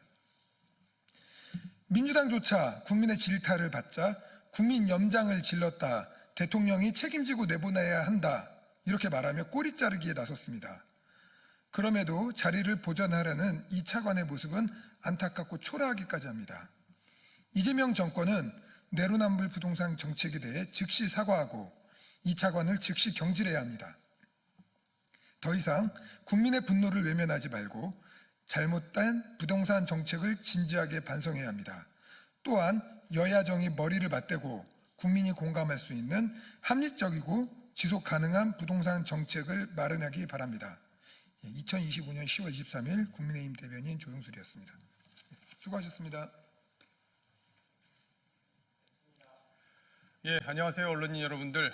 국민의힘 과방위 위원 일동으로 성명을 발표하기 위해서 오늘 이 자리에 섰습니다. 최민희 과방위원장의 행태가 도를 넘고 있습니다. 급기야 MBC 비공개 업무 보고에서 MBC의 보도가 마음에 들지 않는다는 이유로 보도본부장을 질책하고 그 이후에 보도본부장을 퇴장시키는 조치를 내려서 국민적 비난을 현재 받고 있습니다. 단순히 이게 국민적 비난에 그칠 일이 아니라 법률 위반 소지가 크다는 게 저희 판단입니다. 명백한 직권남용이자 그리고 방송법 위반입니다. 방송법은 방송 편성과 보도의 자유를 규정하고 있는데 그 규정을 정면으로 위배했다는 게 저희 판단입니다. 이에 따라서 저희 당은 최민희 위원장을 경찰에 직권남용과 방송법 위반 혐의로 고발할 예정입니다. 고발장은 내일 제출할 계획입니다. 저희가 미디어 법률단의 법률 검토에 따르면 최민희 과방위원장의 MBC 보도 개입 사안은 굉장히 심각한 것으로 보입니다. 과거 세월호 사건 때 청와대 이정현 홍보수석이 KBS에 전화해서 보도에 개입했다는 이유로 대법원에서 벌금 1,000만 원형을 선고받은 것 여러분들 기억하고 계실 겁니다. 이번 최민희 위원장의 발언은 그보다 훨씬 중대한 사건입니다. 최민희 위원장 본인이 보도된 것에 대한 불만을 품고 상임위원장의 직위를 남용해서 문제를 제기했고 보도에 대해서 지침을 내리는 듯한 이야기를 했고 MBC 보도가 국힘 편향적이다라는 이야기까지 하면서 MBC를 강하게 압박했습니다. 결과적으로 본인이 생각하는 대로 보도하지 않으면 그동안 민주당의 우호적으로 보도했던 MBC마저도 이렇게 강하게 탄압할 수 있다는 것을 보여준 매우 독재적인 상징적인 장면이었다고 저희들은 판단하고 있습니다. 내일 고발장을 제출하고요. 이와 함께 저희는 최민희 위원장의 과방위원장 사퇴를 정식으로 촉구합니다. 과방위는 방송 업무를 공정하게 다룰 의무가 있는 국회 기관입니다. 그런데 이렇게 편향된 시각 그리고 독재적 시각으로 과방위 업무를 한다면 국민들에게 방송을 공정하게 다루고 있다는 인상을 줄 수 없는 부적절한 상황이라고 판단합니다. 그동안 최민희 위원장이 이런 독재적 발상을 기반으로 해서 방송 3법과 그리고 방미통일법을 통과시킨 것도 여러분들 잘 기억하고 계십니다. 이 안에도 이런 독재적 이야기들이 숨어 있기 때문에 이번 최민희 위원장이 사퇴를 통해서 이런 과정들이 모두 바로잡혀지는 그런 계기가 마련되기를 저희들은 바라고 있습니다. 다시 한번 최민희 위원장의 과방위원장 사퇴를 강력하게 촉구합니다. 이상입니다. 더 말씀하시죠. 자, 고맙습니다. 네, 안녕하십니까. 더불어민주당 대변인 박지혜입니다. 브리핑 진행하겠습니다. 검찰의 제19 감싸기, 이제는 뿌리 뽑아야 합니다. 대검찰청이 관봉권 띠지 분실 사건에 대해 진행한 내부 감찰을 당시 윗선 등의 고의가 없었다고 잠정 결론 내렸습니다. 검찰의 고전적이고 전형적인 제19 감싸기 행태입니다. 그동안 더불어민주당은 관봉권 띠지 분실과 관련해 검찰의 부실 늑장 대응과 책임 떠넘기기 속에 처리됐다는 점을 수차례 지적해왔습니다. 그러나 검찰은 자성의 여지를 보이지 않았고 더불어민주당은 검찰의 부실 늑장 대응과 고의적 증거인멸 의혹에 대한 신속하고 철저한 수사를 촉구했습니다. 이에 지난 8월 법무부 장관이 대검에 해당 사건에 대한 조사를 지시했고 대검 감찰부는 전담조사팀을 구성하고 감찰에 착수했습니다. 그러나 대검은 실무자가 압수 관봉권을 관리하는 과정에서 과실이 있었지만 증거를 은폐하기 위해 윗선에서 지시한 것은 아니라고 판단했다라며 꼬리 자르기에 나서는 모양새입니다. 윗선의 책임을 힘없는 실무자에게 떠넘기는 게 검찰의 방식입니까? 검찰에게 자정 능력이 없다는 것이 다시 한번 증명되었습니다. 국회 검찰개혁 입법 청문회에서 띠지 분실 사건이 검찰의 부실 늑장 대응과 책임 떠넘기기 속에 처리됐다는 사실이 확인됐음에도 불구하고 검찰의 내부 감사로는 무혐의가 나올 뿐입니다. 이제 법무부의 최종 결정이 남았습니다. 법무부는 대검 차원의 조사가 미진하진 않았는지 감찰 결과를 꼼꼼히 따져 물어야 합니다. 더불어민주당은 검찰의 부실 늑장 대응과 고의적 증거인멸 의혹에 죄송합니다. 더불어민주당은 검찰의 부실 늑장 대응과 고의적 증거인멸 의혹에 대한 철저한 조사를 다시 한번 촉구합니다. 감사합니다.